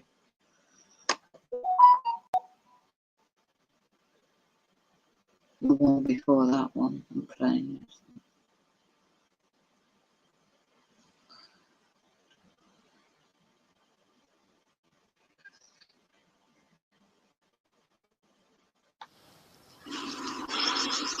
I'd like to address a situation that's been going on in my life for about the past 10 days. And apparently, I didn't really understand what was going on until Sunday and Monday. And what's going on is people have decided to do healings for me. And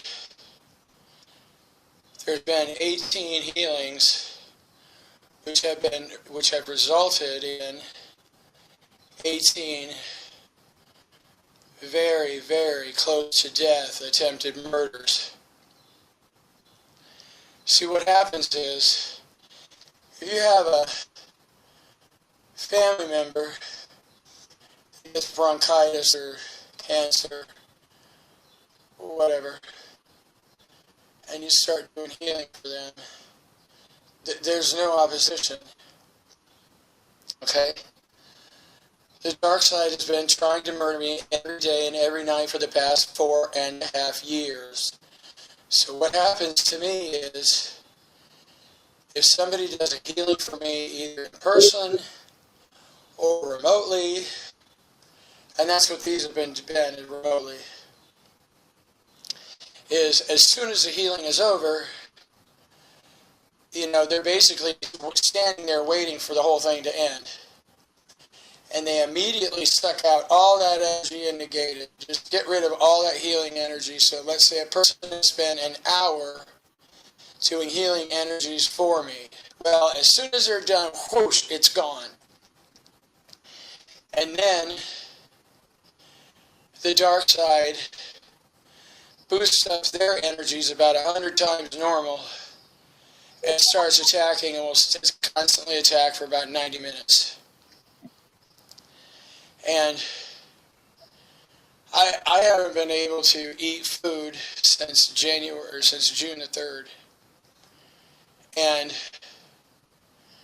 I've been so close to death over and over and over, and I thought, well, I can't understand what the heck's going on. And then finally, I was able to think clearly enough, because a couple of my friends found a doctor for me who knows pretty much everything that's going on in my life. And he contacted me and said, well, I'm ready. I can do healing for you anytime. I said, no, please, no, no, no, no, no, no, no. Because as soon as the healing's done, I'm out the money. All the healing energy is gone. They attack for 90 minutes, and then they attack the healer. And I know these people don't really understand what they're doing. They just don't have a clue. I mean, over the years, people had said things to me that were so beyond naive. Like, well, if there was a reptilian in my house, I'd just tell him to leave. Really, a 9-foot tall reptilian with 1,200 temporals or artificial intelligence units behind you, all firing weapons at you, you just go up and say, now you better go. It just doesn't work like that. It doesn't work like that. And I've been so close to death, over and over again. But the good news is, heaven is now blocking all healings coming my way. And I hope people, I didn't check to see who was doing this to me, but I'm sure they have very kind hearts, and I'm sure they mean well. The problem is, when you make decisions for other people, and you don't have a clue of what they're going through, or the weapons being used against them, or any of that stuff, you're in very, very, very dangerous territory by making decisions for other people. It puts someone in a life or death position. I can't even believe I'm still alive. I can't believe I'm still alive. And so thanks to Mother and Father God in heaven, who constantly keep cleaning me out and cleaning me out and cleaning me out. But it would just be so much easier if people would stop doing this. Thank you. Have a nice day. Wow.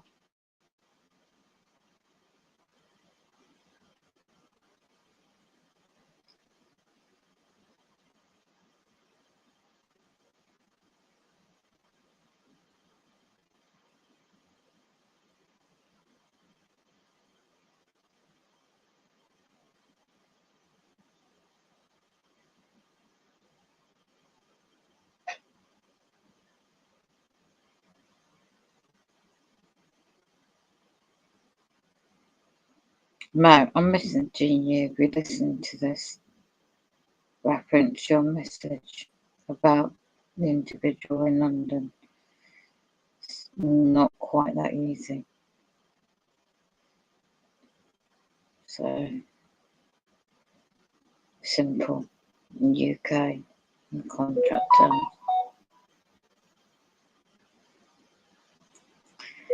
I see where you're coming from now.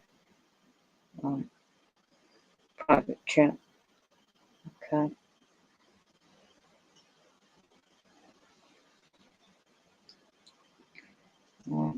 Good one.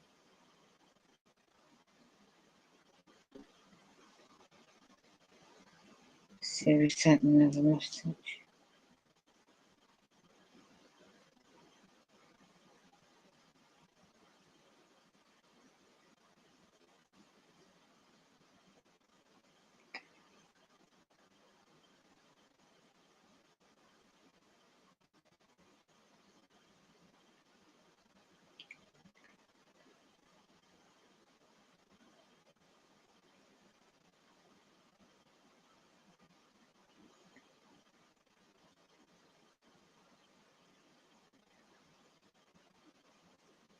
An evidence real when that person was right now. Wow.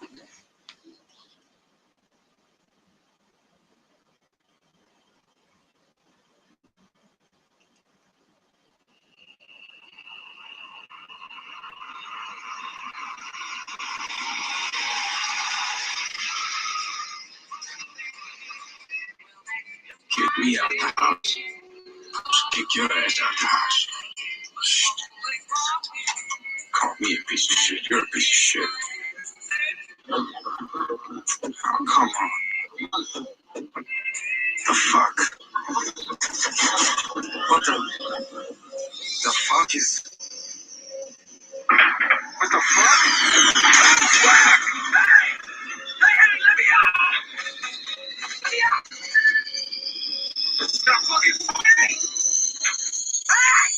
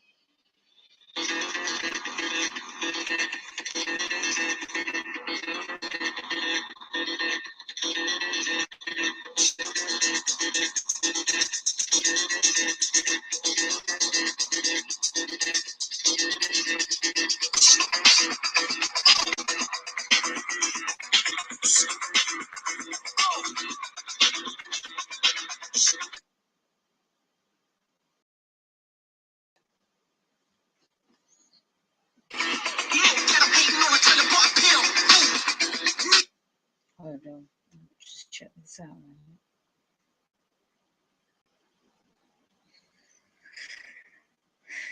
Somebody's got footage of security cameras, and that individual's looking for what they thought was a shooting star, and that thought is seen when they came across a road to film. First little UAP that can be seen didn't find a star, but what I did find, plus I got more than can be seen in this short clip. PFTT Congress over their wasted taxpayers' money to trash talk about tactics when they know much, much more. Right, I have to not play that. Go back in Discord where I found it. Bear with me a minute. When I shared this about the MAILBS maps, Secret Space Shocker, Joseph, yeah, I'll play that back. Alien evidence, 100% real. Let's go in the image.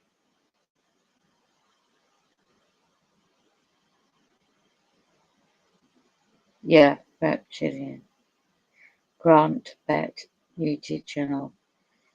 The individual who were educated never indulge in depth what they maintain their credibility, sharing such things can be written off, asking for. Okay, first of all, let's go back.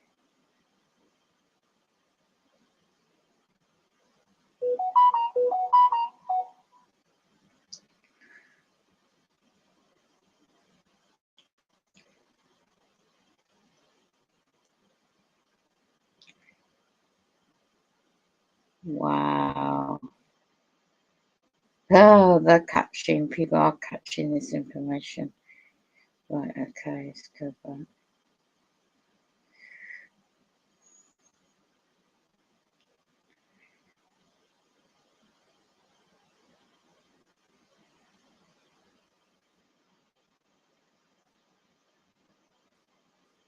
Yeah, I know what you mean, Mo, about private chat, comment, response.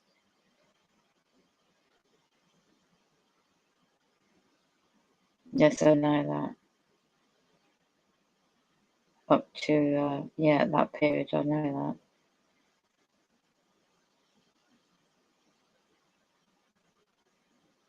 that. I know that.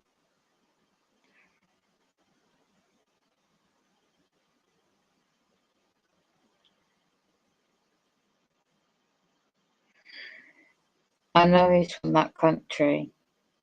Though what I was saying, have you actually spoken to him on Discord or voice message yourself? Okay.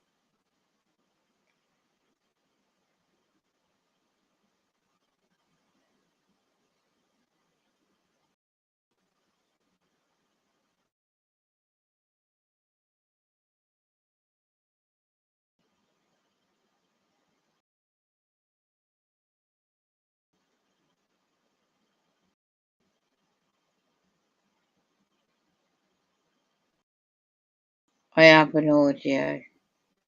And if there's a problem, then there's a video. Okay, I won't read out anything public on this platform. Okay.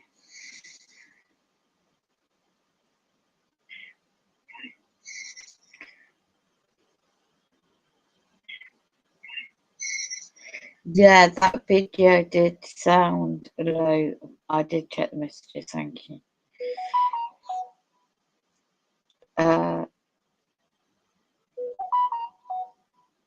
Yeah, that's why I stopped the video. I'll keep to this subject in hand.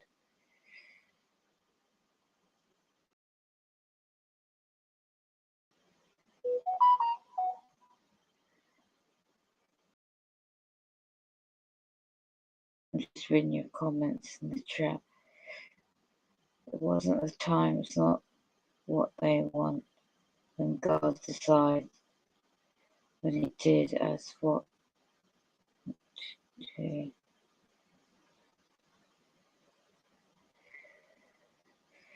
It's unlikely He was able to last so long as because He kept cleansing His energy. And talking about God, the God protection and stuff. I'm making amends for any of His passengers by stepping out in courage like that. I really believe that God took that into account. That's interesting.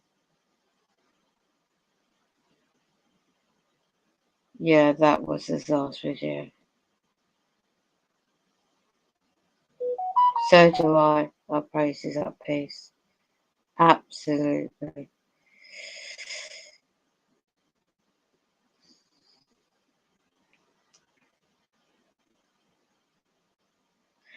That is true what he said about everyone lies in the dark side, because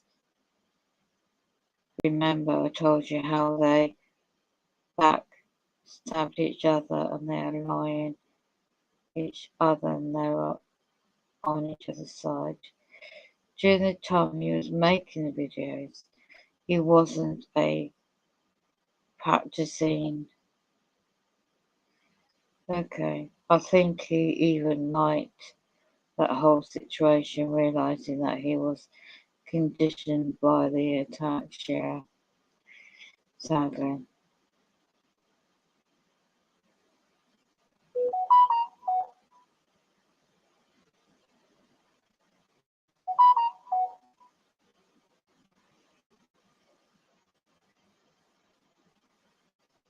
Right, okay. Sadly, that's true. So many people are saying that he was not just because, as it's not the radiation that's marking them lose weight, as the HRV causes his X. Okay.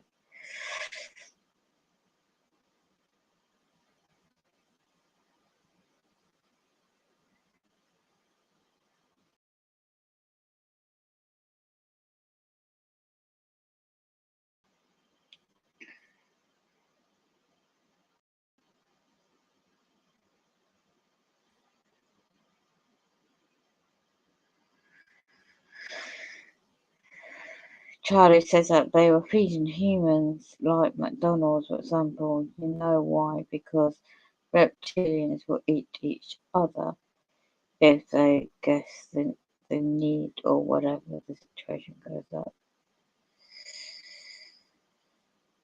Okay. Wow.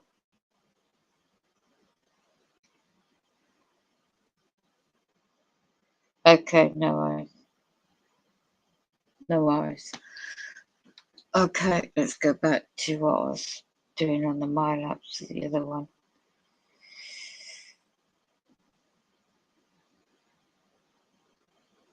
Nephian. Didn't understand that situation, let alone what I had said. And I was like, just think of love and life. And I ended up telling Tom that I would sacrifice myself.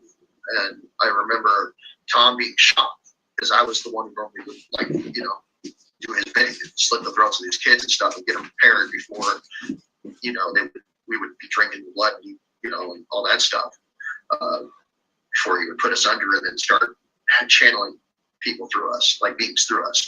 So this being started coming through, and when he started coming through, I remember telling Tony now, telepathically, and when we did, we combined our energy, because it was like it's a defensive ability that I learned when I was with Ashtar, Commander Ashtar. And I think the person that contacted me was Carillion at that point. But we connected our energy, and I shot a light beam, like a light energy beam at him, and this being was like, "What the hell?" and got really pissed and left basically. He was quite pissed and taken back that he was basically called in and attacked. You know, and he ended up leaving, and then they were like, "What happened? Where is he? Do you see him?" And like, we were like, "No," you know. We both said there, "No, we don't see him." You know. Well, I mean, later on, I remember eventually I got drugged up. I was laying on this blanket, and like I was being raped. And before that happened, the guard that was standing there hit me in the head. It's like, keep your fucking mouth shut, you know, because they had security guards, and they were like buff, and they were just cold-blooded. You know, they were like mercenary security guards in a sense. I was actually quite shocked, like when I saw them, because like it's like, you know, who the fuck could just watch this happen, you know? So I don't know if they were part of the programs or what, but they were fucking mean. And I just remember later on I was being raped, and I was just like laying on other fucking people while they were being raped, other kids, like laying next to other kids that were being raped by grown ass old men, or like they're not all, but you know, they were all adults. Like he basically procured us for these politicians and stuff because he wanted to own them, blackmail and shit, or get them linked in. So it'd be like, I mean, that's how it works, you know. You get them a part of this shit, and then, you know, then you'll be like, well, if you don't do this, then I'm gonna have to release photos of this, or if you don't do this, you know, what I want, then I'm gonna do this. So he was like in a burgeoning process of taking over the political system in that area, and on a grander scale. But there's a bunch of stuff that went with that. All I knew is that I was just there, and I was, you know, I didn't have a choice. What he would do is he would like try to get the community on his side, and they portrayed themselves like they were Christians in a sense, or like some kind of religious people, you know. So they hide in plain sight, you know. But behind closed doors, they were doing shit, you know. I was told by my commanding officer to meet this guy because he would help cover it up. He would be the closest person that would help to cover it up. And he didn't want to, by the way. We started talking and discussing it. I told him everything, and he was like, well, you know, at the end of the conversation, when I finally finished up, he was like, well, what's going to stop me from just turning you in? And I was like, there's no law against jumping into other people's bodies and killing people. And he just kind of looked shocked for a minute and processed that information. He was like, well, shit, you know. He was like, but I'm just one person. There's other people that are part of this investigation. I was like, well, that's up to you. I was like, you know, you're gonna have to figure that out on your own, you know. And when we were conversating about this, he wasn't very happy about it. But then again, like when he realized that guy was fucking sycophant and was doing the shit he was doing, he was like, well, you know, I basically told him, you know, I did. At that point, I didn't know that the time was distorted beforehand, but I did it to stop him from keep doing it to other kids, you know. So I told him I did it, and he kind of understood in a sense. But then after I told him that, then I had mentioned there's going to be another individual that looks just like me. He's going to come along and try to contact you. So that altar knows about me. And he was like, if you tell him anything, I'm going to come back and I'm going to kill your fucking kids. Kill the people you love. So, like, when I contacted him, I could tell he was being coy, but I could tell he wasn't saying anything because he was afraid that altar would come back, which he would. That altar would come back and kill his family without hesitation. That individual is a chair of Raytheon, of that company itself. Of course, I don't, like, most of these people, I think, are MK Ultra, though. So it's like, the people that really run these programs aren't even human. They're extraterrestrials. We're basically this covert warrior. Like, we're in a covert war on their behalf.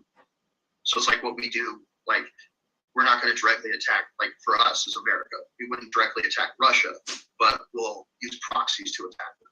So I watched that, and then there would be a reel that would show what's going on in the galaxy. Like, you know, how far of the dark, like, they perceive their enemies as the dark ones. And they were the light warriors, you know, the Brotherhood of Light, basically.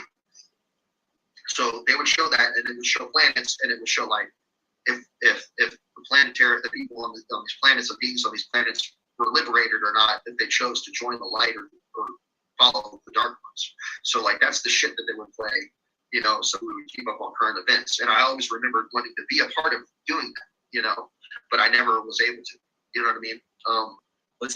Was it narrated by Brilliant's voice, like that broadcast that took place in 1979 in the UK?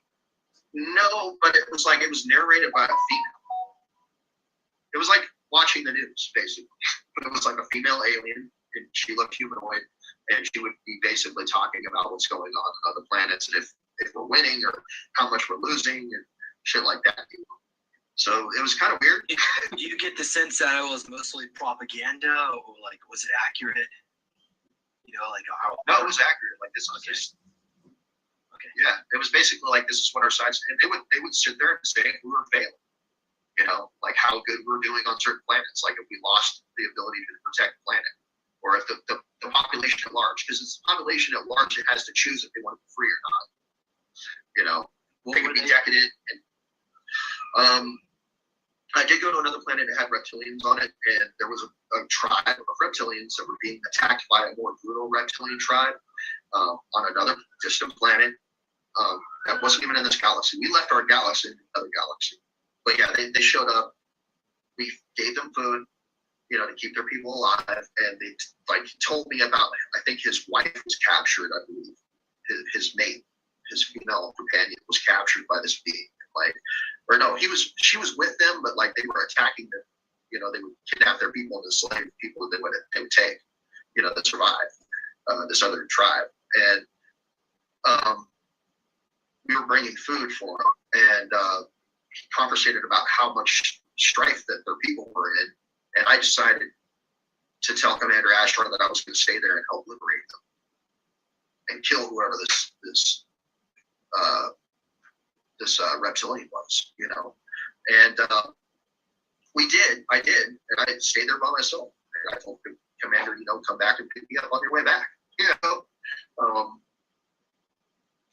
And I ended up staying there. I fought alongside this reptilian. He became a really close friend of mine. We wiped out their enemies because I had more advanced weapons with me, and I armed him up, and basically I took over and trained them on how to fight guerrilla warfare. And we ended up slaughtering this chieftain that they had, wiped out their enemies basically, and liberated their planet.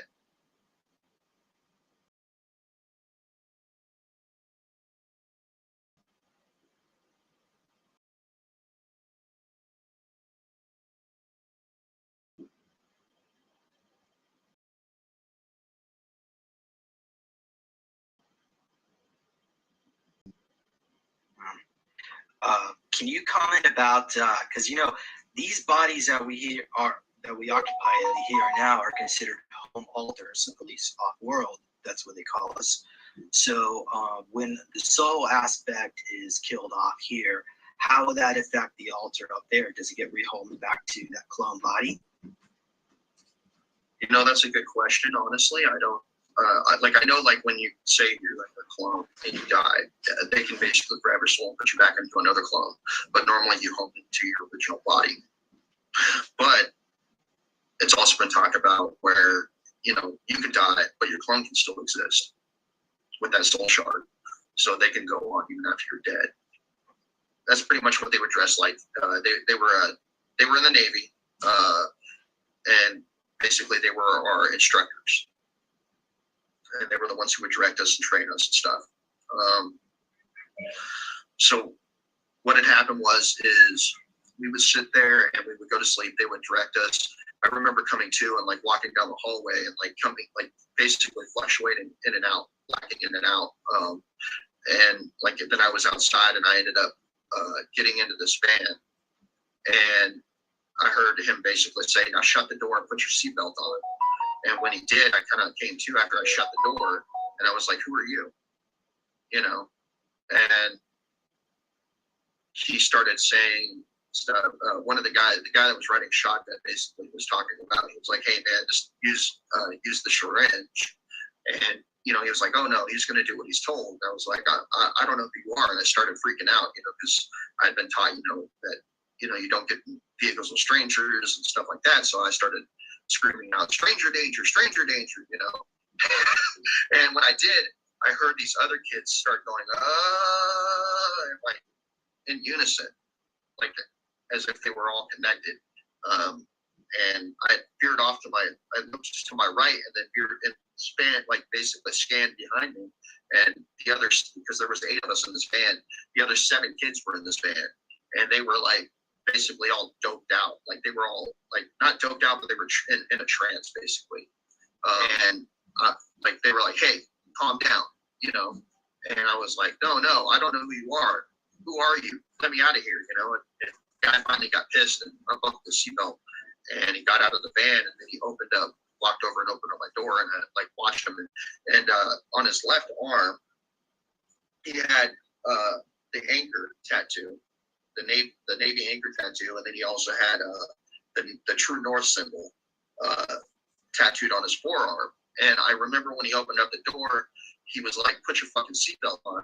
And I was like, "I don't want to." And then I tried to fight him off and like hit him, and I attempted to bite him, and he ended up punching me in the head, right here on my left hand side, because he was facing on my left. And he punched me in the head. And when he did, he's like, "You want another one?" And I was like, "No." And he was like, "Then put your fucking seatbelt on." I basically, I couldn't, like, my head hurt, and I was like, "My head hurts," you know. And he was like, reached over, grabbed the seatbelt, reached over me, and buckled me in. And when he did, that's when I saw his tattoo on his forearm. As I was in pain, I was like, "What's that?" It was like, it freaked him out that I noticed that. And he was like, "It's none of your business. Just shut up." And then he took out a syringe, you know, because he was I think it was with his right hand. He took out the syringe and used his teeth. He took his left hand and put it on my head, and lurched my head to the side so he can get to my vein in my neck. And he used his teeth to pull the cap off.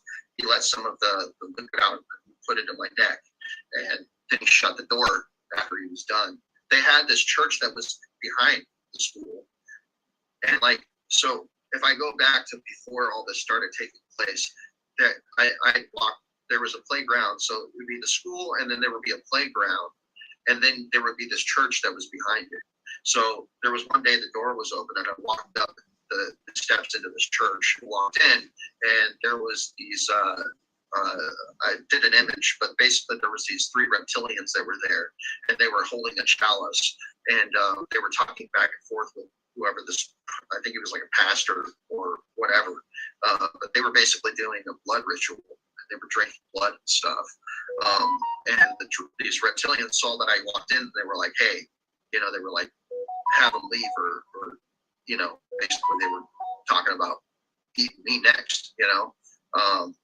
But they were in the interaction with this guy, and he was like, "No, I'll take care of it." And these three reptilians like walked into this back room, and when they did, I had sat down in one of the pews, and he had walked up to talk to me, and he was like, "Hey," and he's like, "What did you see?" And I was like, "I didn't see anything."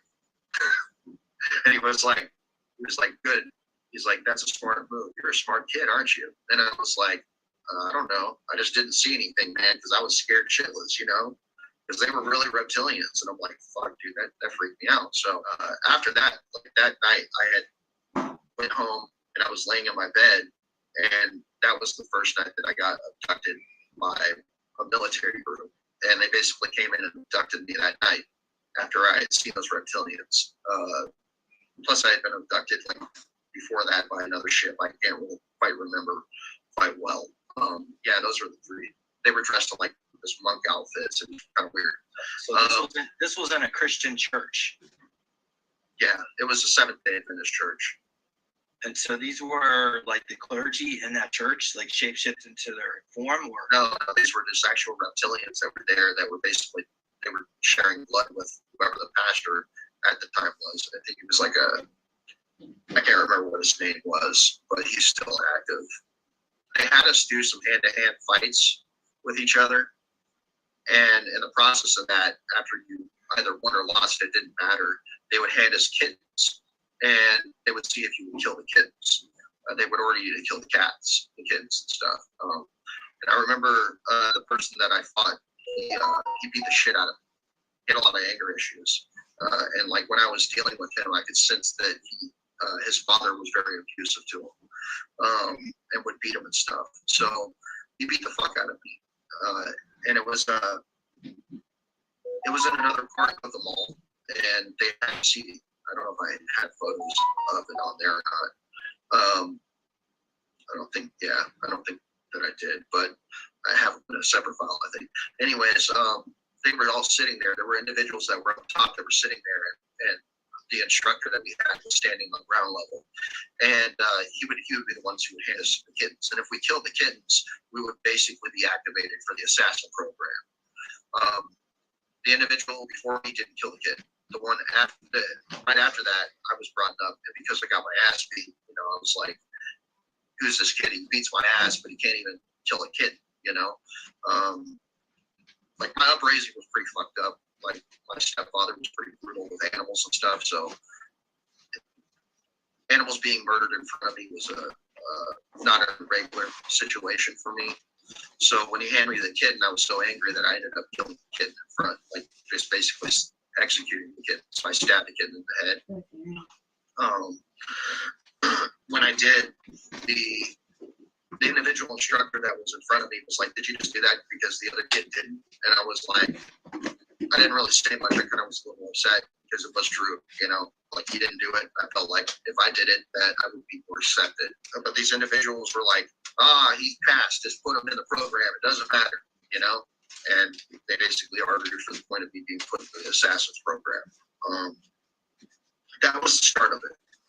But they still trained us on site. So, but after that, we would start doing stuff like PT, physical training. We would dress up in what looked like Vietnam green uniforms, and like we'd have black combat boots and white T-shirts and stuff, run around these courses around this mall stuff and do exercises and stuff like that. Later on, they decided to start doing what I would say was like battle royales, and they gave us these like rifles, and they like I had basically I put together a thing where what the body armor looked like for the most part. And they would have us do these battle royales, and the instructor would sit at the top, like right at that middle area, and would basically instruct us to fight each other. So we ended up going at it against each other, and shot at. So we got hit.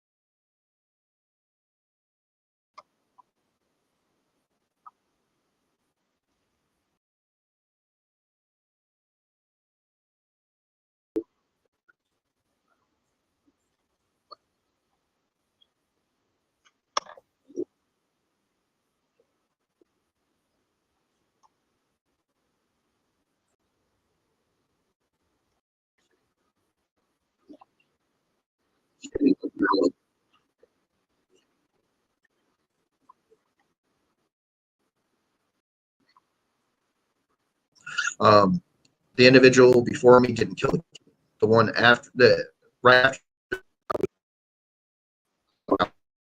the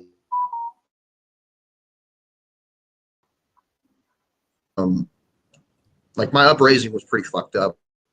My stepfather was pretty brutal with animals and stuff, so animals being murdered in front of me was not a regular situation for me. So when he handed me the kitten, I was so angry that I ended up killing the kitten in front, like just executing the kitten. So I stabbed the kitten in the head. I did. The individual instructor that was in front of me was like, "Did you just do that because the other kid didn't?" And I was like, I didn't really say much. I was a little upset because it was true.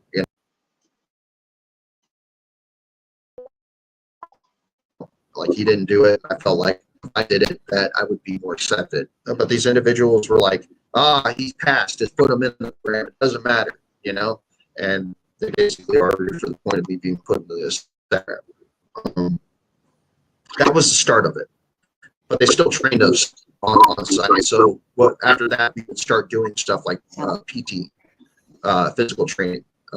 We would dress up in what looked like the Vietnam green uniforms. And like we'd have black combat boots and white T-shirts and stuff, and we would run around these courses around this mall and stuff, and exercises and stuff like that. Later on, they decided to start doing what I would say was like battle royales, and they gave us these rifles, and they like had basically put together a thing where what the body armor kind of looked like for the most part. They would have us do these battle royales, and the instructor would sit at the top, or like right in that middle area, and would basically instruct us to fight each other.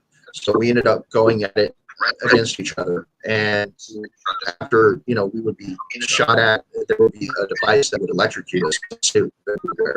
So if that hit, we would be electrocuted. So it would be like as if we were being shot. From what I can recollect, is that most of these individuals are either brought into these occult groups, or that they're just mind controlled, and that the top leadership of all these groups are either draconian or reptilian and or Nordic, and that basically we're in a proxy. We're the proxies in their wars that they're having, and we're basically just pawns as a species, as are other beings on other planets. I mean, it's pretty comprehensive if you think about it. I don't think we have any humans that are actually directly in charge. They're all being controlled by the upper echelon. The reason why I stopped is because I saw that he had a Beretta, 9mm Beretta, tucked into his back pants, and he basically let me know that if I didn't get my ass to that fence and go and get into the van, that he would walk up to the house on the property, and he would go next to both my parents and put me in the programs permanently. And he called it the programs. His name was Larry Shears. And when my first interview, I never said his name, but I said where he was located and that he saw that, and he ended up dying of these.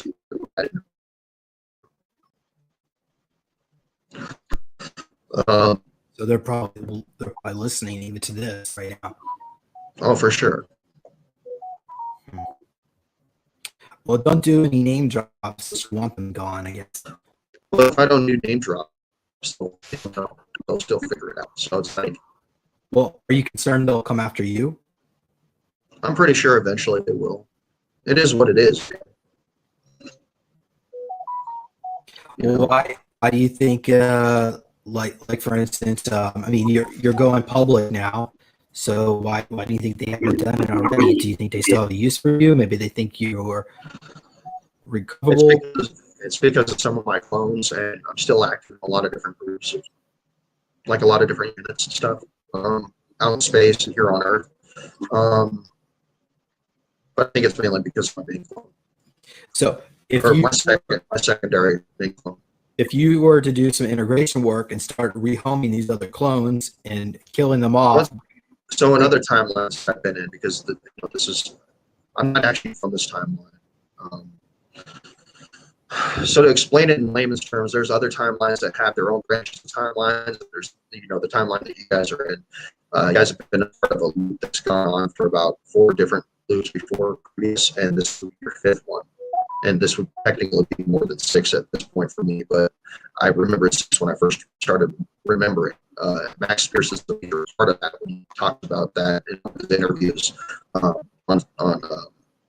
he did with I can't remember the guy's name, but they were walking in this little town, and he starts talking about his that black dragon and the gold key, right? And once I see that interview, I do the same thing. I work the same job that I work at, and I get sick that same day. I end up like coming down sick, realizing it, and I start having flashes of memories of other timelines and stuff that I was part of. But later on, the integration work, and I actually go hardcore with the integration work, then they start coming around and start trying to threaten me. I have one dude that ends up showing up at my house. He's done it a few timelines. And basically, I do what I have to do to get him out. it's going to be pretty funny. I hope it happens in this one. What about and then normally about- it's white vans, and they sit outside of my house and monitor me.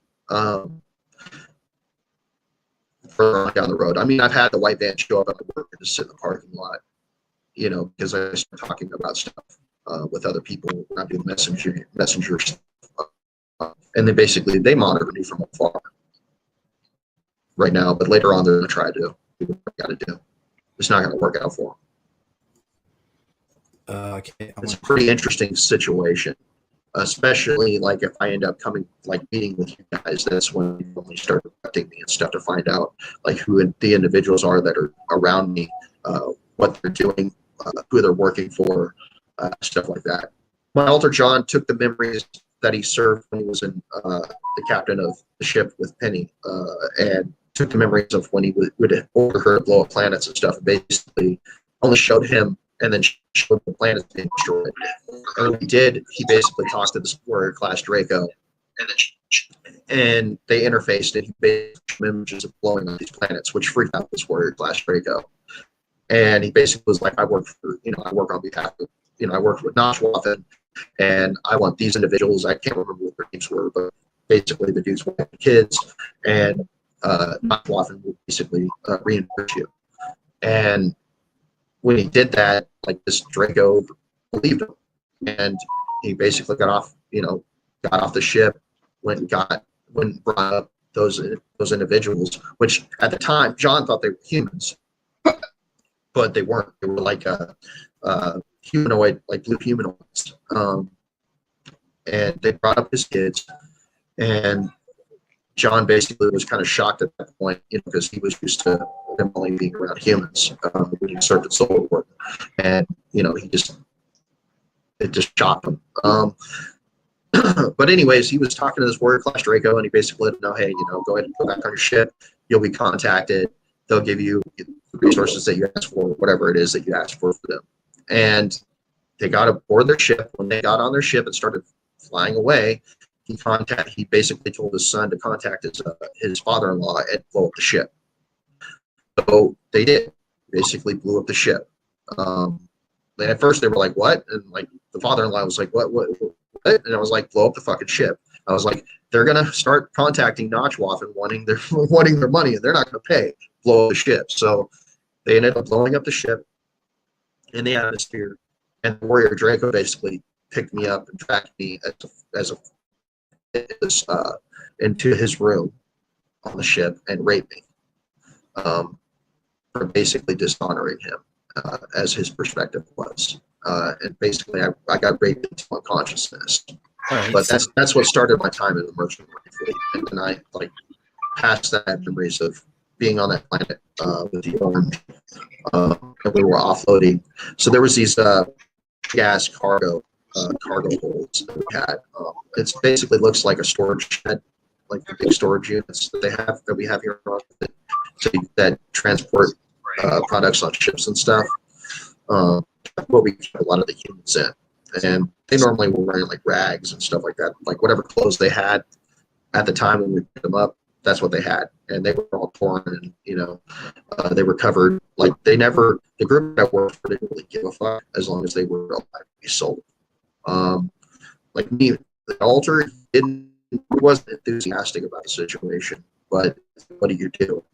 Normally, like you try to go any one of these factions will just shoot you in the head, tell you to obey them, or space you, or whatever. So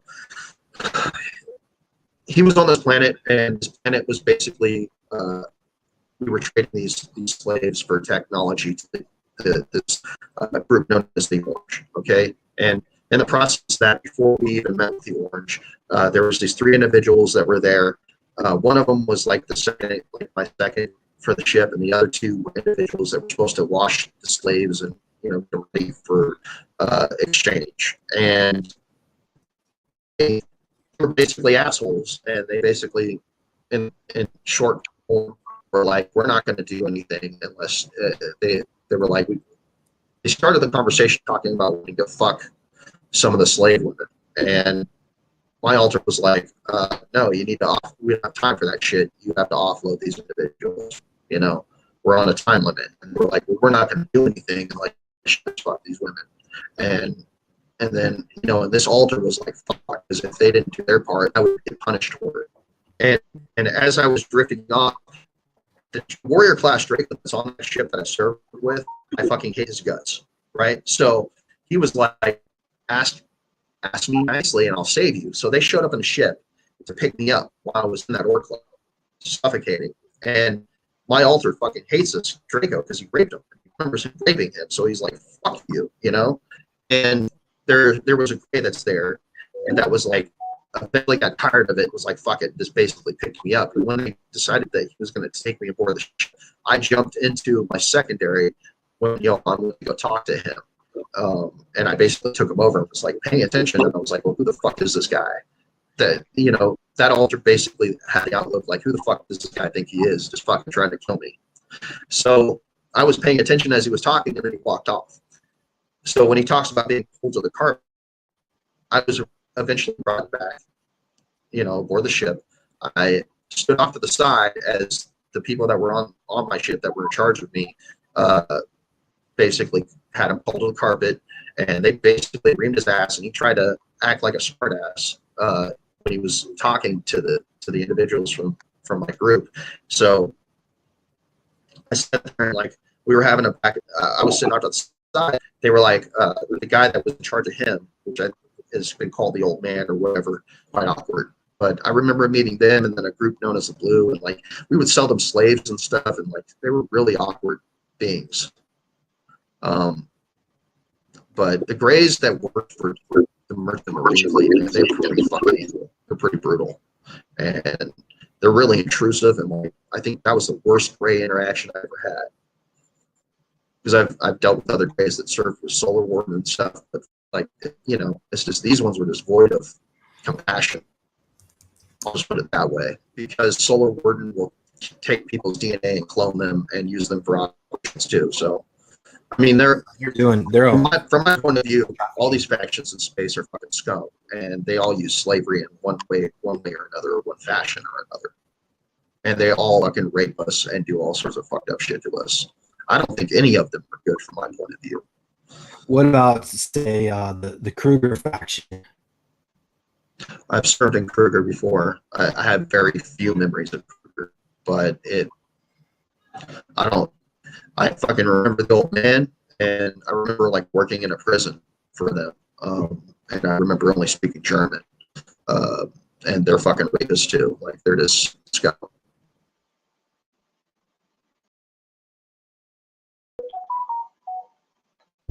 I'm calling on every brave soul out there to join me in the fight. Expose these Draco reptilians, Dracos, Draconians. There are ones, and then there's the warrior class that are brown and green, but doesn't matter. Draco reptilians, okay? Because there's other reptilians that I think are not so bad. They're just like other people that we're not, you know, not worried about. You know, it's all different races, and we can accept them and have a good time with them, and everything's cool. But it's these Draco reptilians and their empire that we got to overthrow, okay? Because we're not going to be free. We're not going to have a happy, true, free, open, fun, great human time on this planet until we get rid of these motherfuckers, okay? I'm telling you, it's these Draco reptilians. I finally realized it. I finally decided I'm going to call it what it is. And after I saw all this interview with Joseph Powell, I said, you know what? Let's now we got a name here, okay? And let's say, fuck these Draco reptilians. Fuck you. You're not allowed on Earth. Anywhere near it, in it, or around it. This is our planet. Fuck you. Either I'm going to die, or I'm going to receive power from God to fight these Draco reptilians and kick them off our planet. The big problem we have is that people can't believe it. It's just too far-fetched. It sounds like a science fiction movie. You sound like a fucking idiot to talk about it. Well, guess what? There's coming a time in the future where people are going to see the truth, and they're going to know, and they're going to know that there's a few brave people that stood up, and finally more and more stood up, finally more saw, and finally more evidence came out, and finally they did something about it. They got us enslaved, friends. Don't you know? Everything's under their control.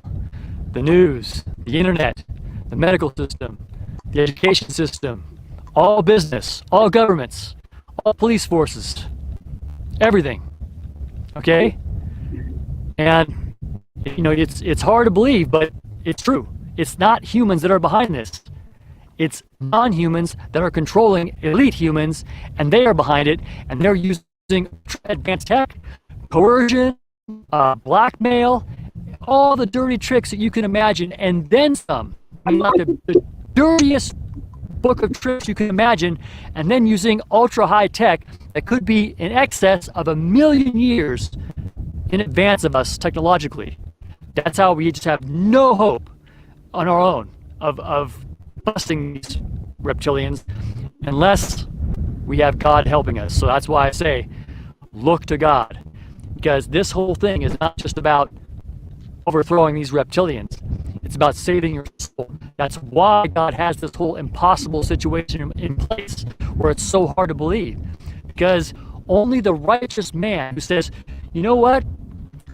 Fuck this. Somehow, fuck this, even though there's no other way, and how my kids can eat, and how am I going to survive, and what's everybody going to think?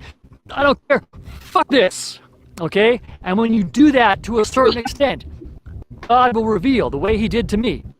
He revealed what's going on here so that I can fight, so that I am awake. Who's going to join me? Fuck these Draco reptilians. Who's going to join me? Fuck reptilians. First, we got to expose them. Then we got to pass laws against them. Then we got to go to war. Of course, humans would still be doing bad things without these Draco reptilians and their satanic ritual abuse. But think about this, okay? Would humans on their own be eating human flesh and drinking human blood and raping children? No. Where do you think pedophilia comes from? These and their reptilian spirits that attach themselves to people, and the reason they get them to sexually molest children is because they can program their mind to do that, because then that reptilian that's attached to that human can then suck the energy, that prepubescent energy. I mean, this is the kind of world we have for our children and for our lives going forward. I mean, you're going to tell me that you're not going to stand up and do something? I mean, why not join me? I mean, I don't know who I can get to join me to expose these Draco reptilians, because they have a whole civilization off the world and underground and all this stuff going on, and they have a whole system in place that keeps people asleep. And the only thing that's going to change the disgusting situation that we have is if people wake up and start to fight against it, and also the power of God. So, you know, there's people that are on the side of, well, you know, let's just kick back and let God do everything. No, I think we have to take a active role in getting rid of these things. We're supposed to fight. I mean, if you see, you know, rape and murder and corruption of every aspect of our society, how can we ignore it? How can we say that there's no Draco reptilians doing this?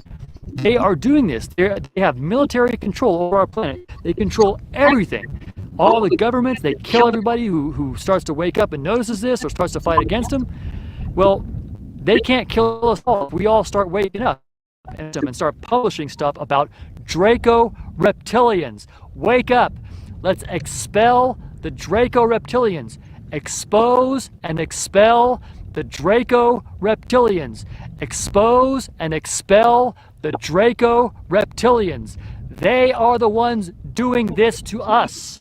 They are behind the false medical system.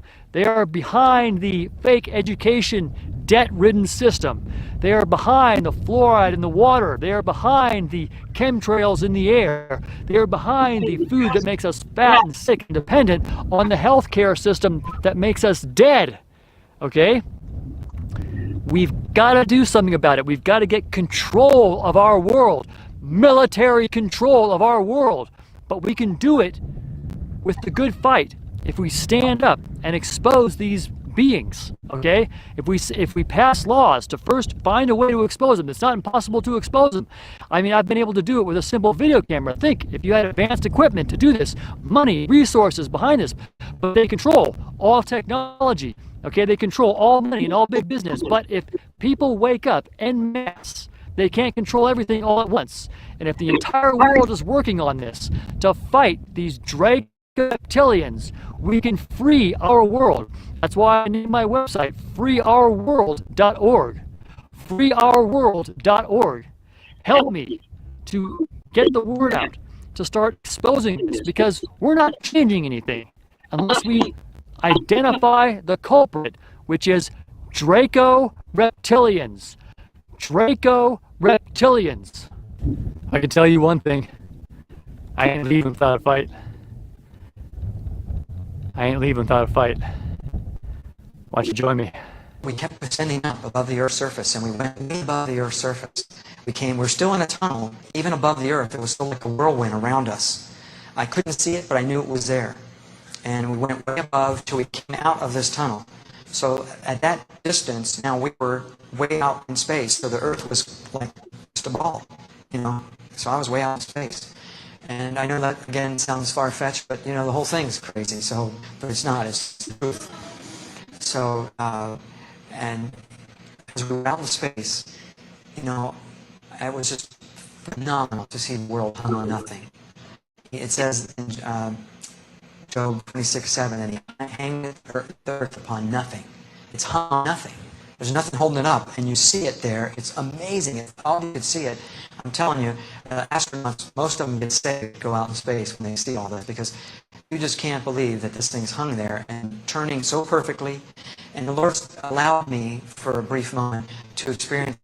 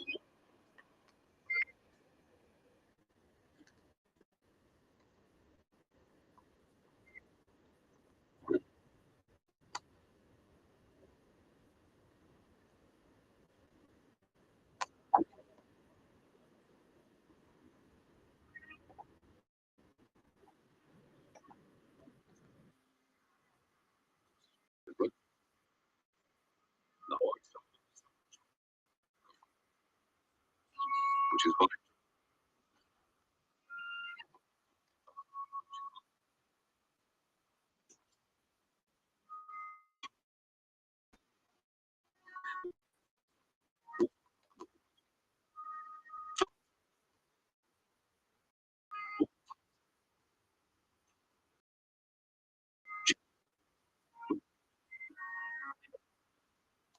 were covered. Like they never.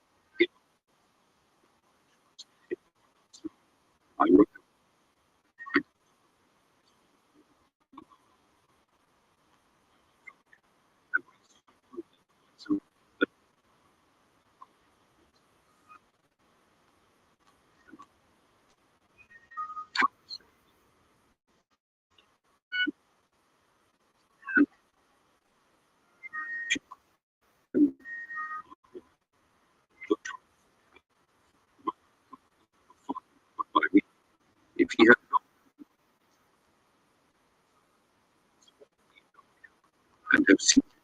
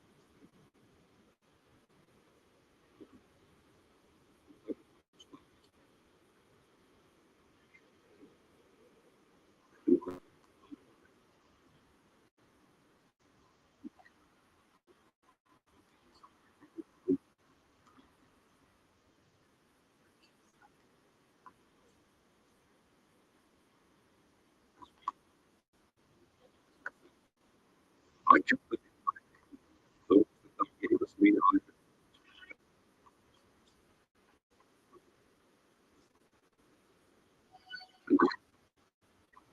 these things I speak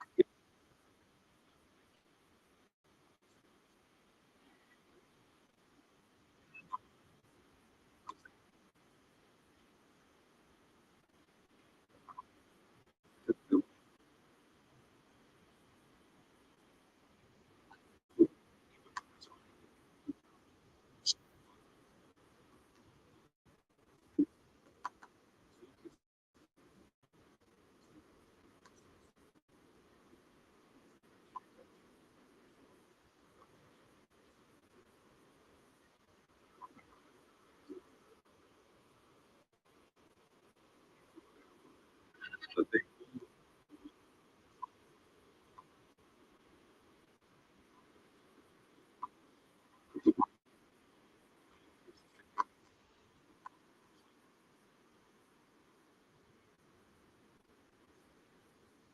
I and thou that they be perfected.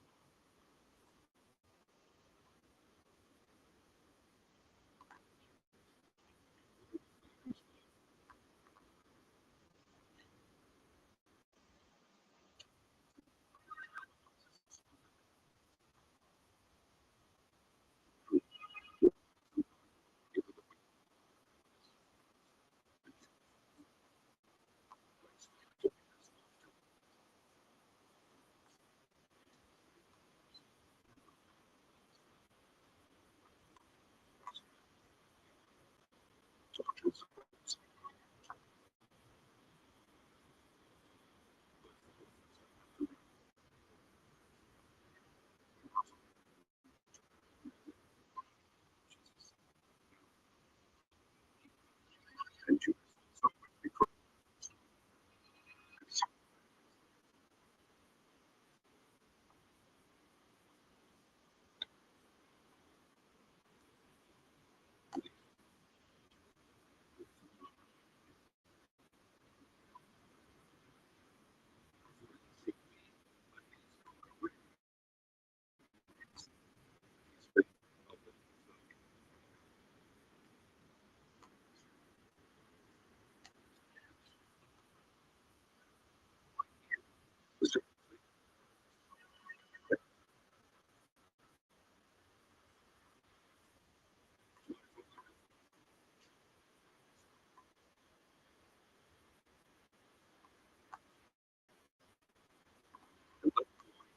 comes first, for he was with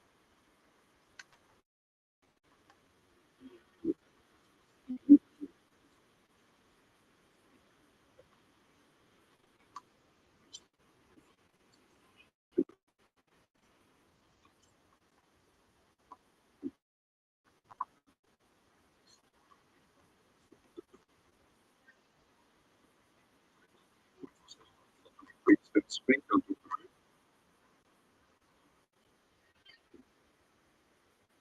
Peter.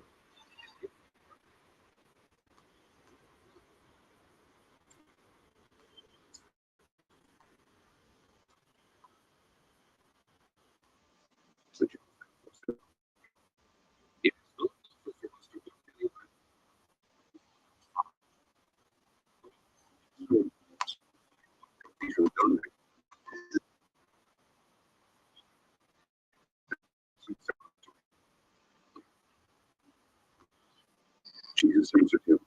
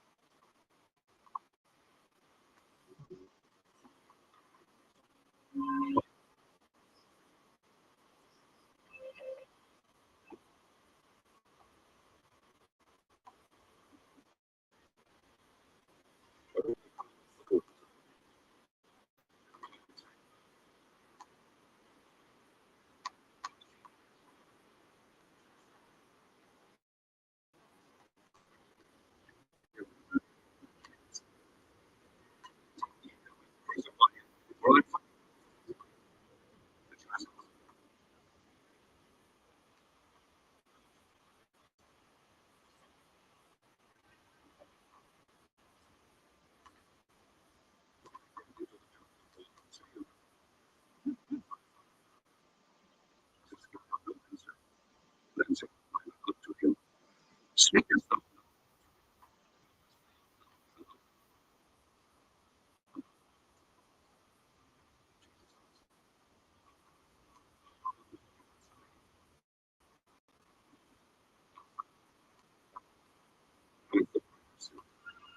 And from so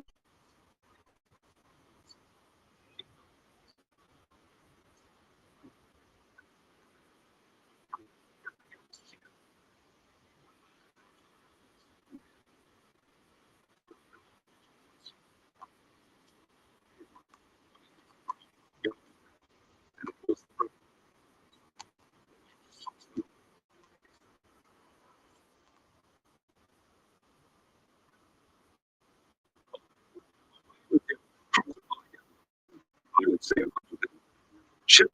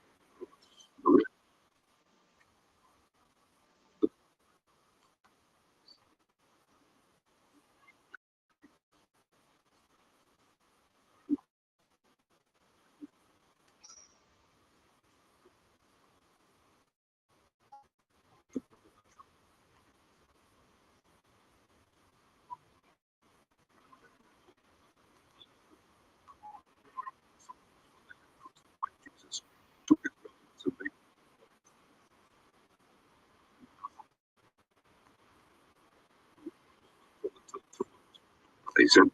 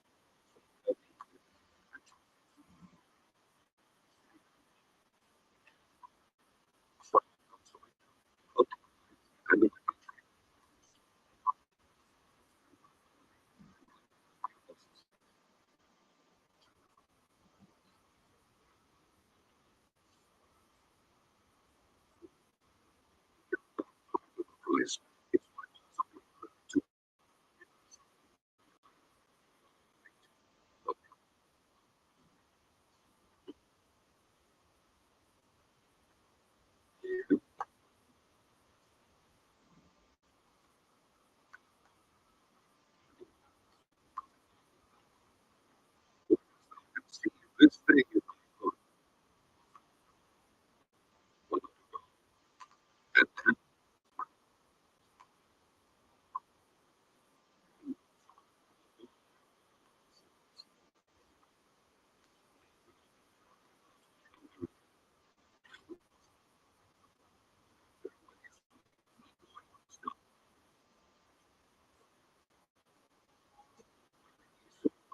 so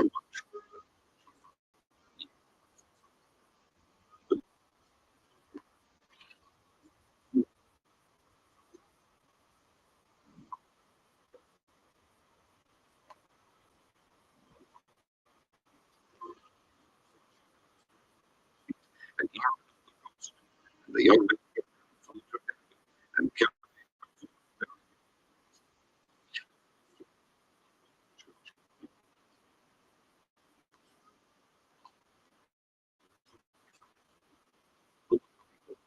and people so much and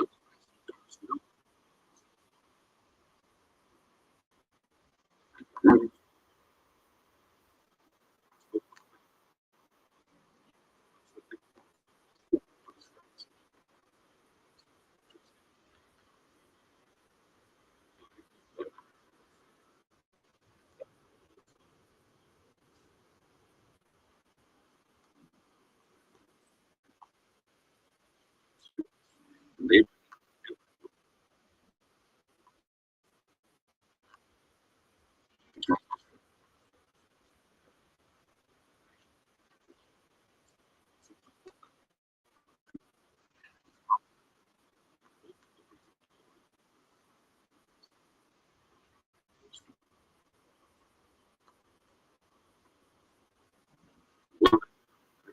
had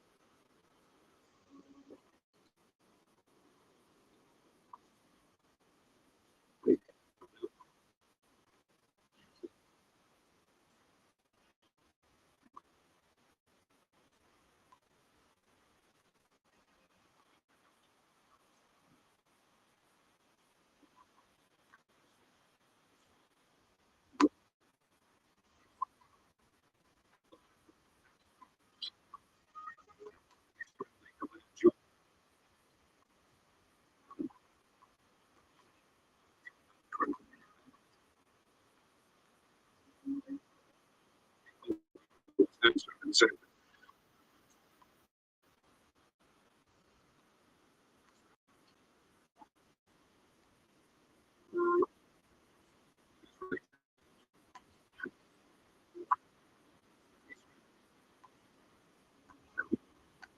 these things. And so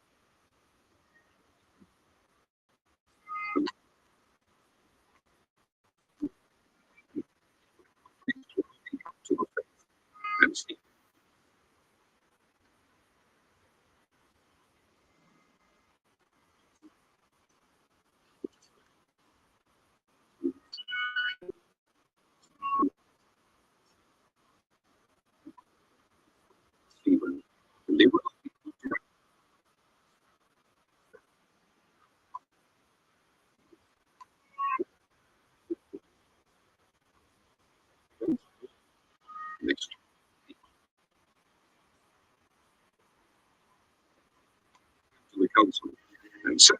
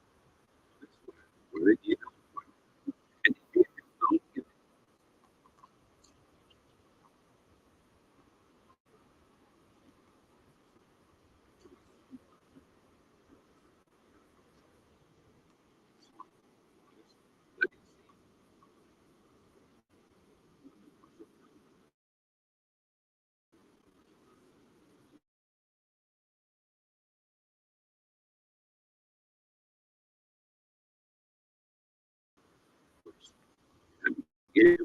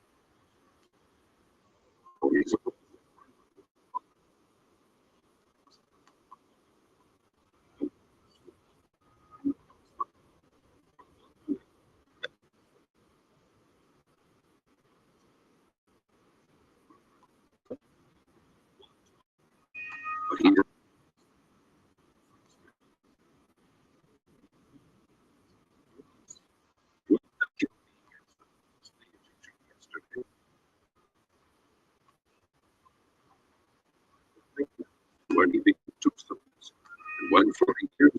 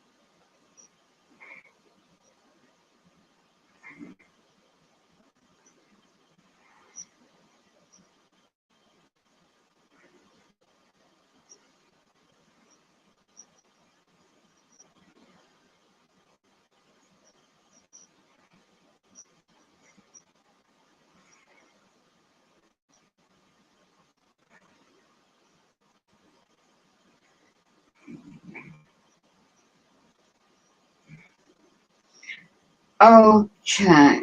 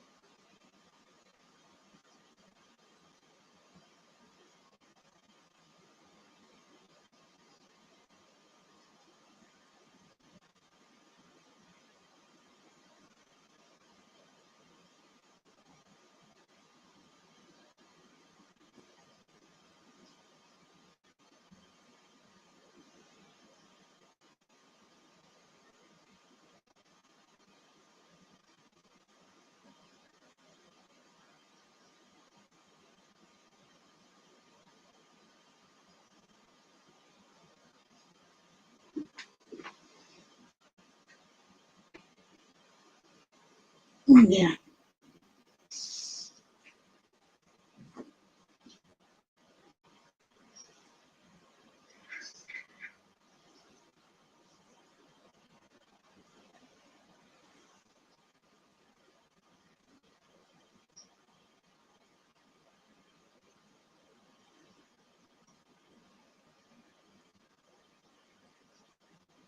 Yeah.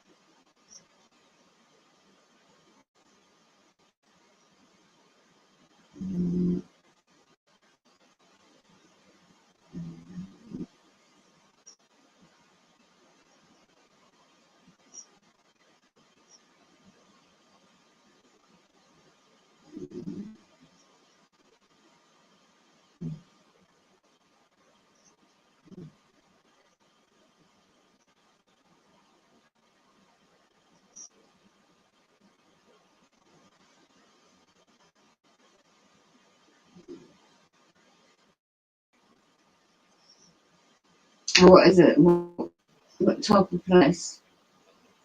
What kind of place? What is it? Mm.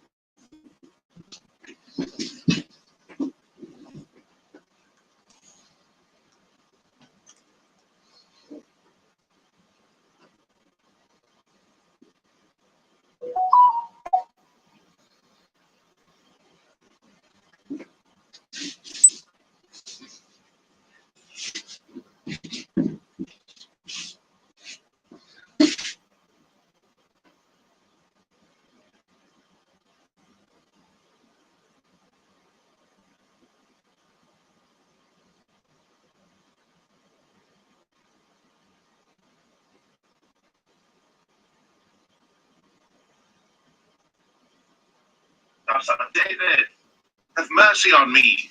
And they charged him that he should hold his peace. He cried the more a great deal, Thou son of David, have mercy on me. And Jesus stood still and commanded him to be called. And they called the blind man, saying unto him, Be of good courage, I calleth thee. And he, casting away his garment, and Jesus answered and said unto him, What wilt thou that I should do unto thee? The blind man said unto him, Lord, that I might receive my sight. And Jesus said unto him, Go thy way, thy faith hath made thee whole. And immediately he received his sight, and followed Jesus in the way. Mark 11. And when they came nigh to Jerusalem, unto Bethphage and Bethany, at the Mount of Olives, he sendeth forth two of his disciples, and saith unto them, Go your way to the village over against you, and as soon as ye be entered into it, ye shall find a coat tied, whereon never man sat. Loose him, and bring him. And if any man say to you, Why do ye this? Say ye, Lord hath need of him, and straightway he will send him hither.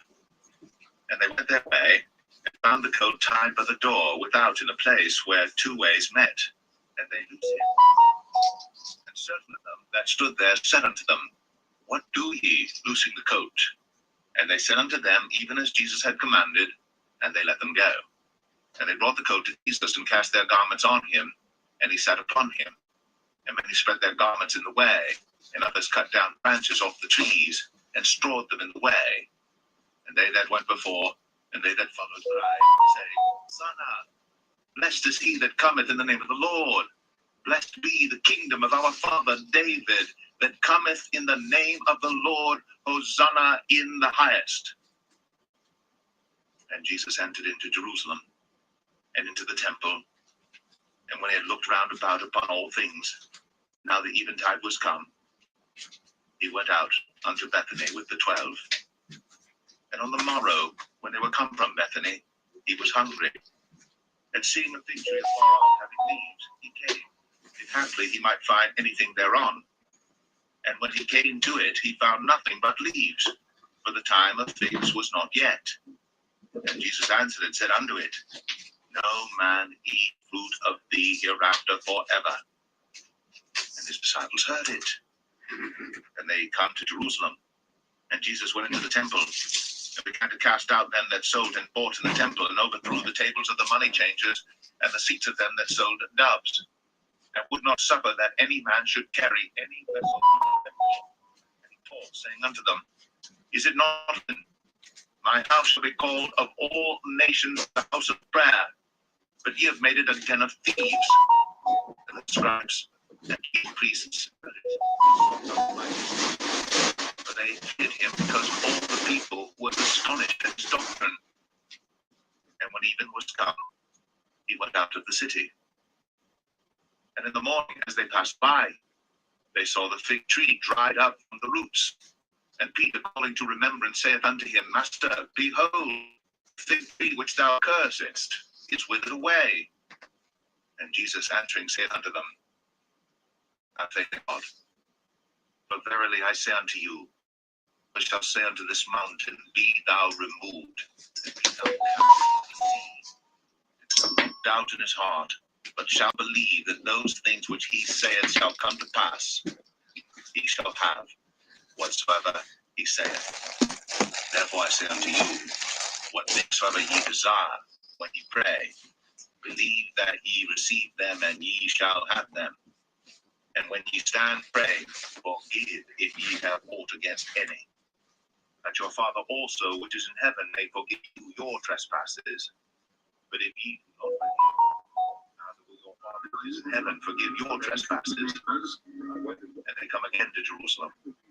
And as he was walking in the temple, there come to him the chief priests and the scribes and the elders, and said unto him, By what authority doest thou these things? Who gave thee this authority to do these things? And Jesus answered and said, I will also ask you one question, and answer me, and I will tell you by what authority I do these things. The baptism of John, was it of heaven or of men? Answer me. And they reason with themselves, saying, if we shall say, from heaven, he will say, why then did ye not believe him? But if we shall say, of men, they feared the people, for all men counted John, that he was a prophet indeed. And they answered and said unto Jesus, we cannot tell. And Jesus answering saith unto them, neither do I tell you by what authority I do these things. 12. And he began to speak unto them by parables. A certain man planted a vineyard, and set an hedge about it, and digged a place for the winevat, and built a tower, and let it out to husbandmen, and went into a far country. And at the season sent to the husbandman a servant, that he might receive from the husbandman of the fruit of the vineyard. And they caught him, beat him, and sent him away empty. And again he sent unto them another servant, and at him they cast stones, holding him in the head, and sent him away shamefully handled. And again he sent another, and him they killed. And many others, beating some and killing some. Having yet therefore one son, is well beloved. He sent him also last unto them, saying, they will reverence my son. But the husbandmen said among themselves, this is the heir. Come, let us kill him, and the inheritance shall be ours. And they took him, and killed him, and cast him out of the vineyard. What shall therefore the Lord of the vineyard do? He will come, and destroy the husbandman, and will give the vineyard unto others. And have ye not read the scripture? The stone which the builders rejected is become the head of the corner. This was the Lord's doing, and it is marvelous in our eyes. And they sought to lay hold on him, but feared the people, for they knew that he had spoken a parable against them. And they left him, and went their way. And they sent unto him certain of the Pharisees and of the Herodians to catch him in his words. And when they were come, they say unto him, Master, we know that thou art true, and carest for no man, for thou regardest not the person of men, but teachest God in truth. Is it lawful to give tribute to Caesar, or not? Shall we give, or shall we not give? But he, knowing their hypocrisy, said unto them, why tempt ye me? Bring me a penny, that I may see it. And they brought it. And he said unto them, whose is this image and superscription? And they said unto him, Jesus. And Jesus answered to them, render to Caesar the things that are Caesar's, and to God the things that are God's. And they marveled at him. Then come to him the Sadducees, which say, there is no resurrection, and asked him, saying, Master, Moses wrote unto us, if a man's brother die, and leave his wife behind him, and leave no children, that his brother should take his wife, and raise up seed unto his brother. Now, there were 7 brethren. The first took a wife, and dying left no seed. And the second took her, and died, neither left he any seed. And the third likewise. And the 7th had her, and left no seed. Last of all, the woman died also. In the resurrection, therefore, when they arise, whose wife shall she be of them? Even added to wife. Jesus answering said unto them, do ye not therefore err, because ye know not the scriptures, neither the power of God? For when they shall rise from the dead, they neither marry, nor are given in marriage, but are as the angels which are in heaven. And as touching the dead that they rise, have ye not read in the book of Moses, how in the bush God spake unto him, saying, I am the God of Abraham, and the God of Isaac, and the God of Jacob. He is not the God of the dead, but the God of the living. Ye therefore do greatly err. And one of the scribes came, and having heard them reason together, and perceiving that he had answered them well, asked him, which is the first commandment of all? And Jesus answered him, first of all the commandments is here, O Israel. The Lord our God is one Lord. And thou shalt love the Lord thy God with all thy heart, and with all thy soul, and with all thy mind. This is the first commandment. Thou shalt love thy neighbor as thyself. There is none other commandment greater than these. And the scribe said unto him, Well, master, thou hast said the truth. For there is one God, and there is none other but he. And to love him with all the heart, and with all the understanding, and with all the soul, and with all the strength, and to love his neighbor as himself, is more than all whole burnt offerings and sacrifices. And when Jesus saw that he answered discreetly, he said unto him, Thou art not far from the kingdom of God. And no man after that durst ask any question. And Jesus answered instead, while he taught in the temple, How say the scribes that Christ is the son of David? For David himself said by the Holy Ghost, The Lord said to my Lord, Sit thou on my right hand, till I make thine enemies thy footstool. David therefore himself calleth him Lord. And whence is even his son? And the common people heard him gladly. And he said unto them in his doctrine, Beware of the scribes, which love to go in long clothing, and love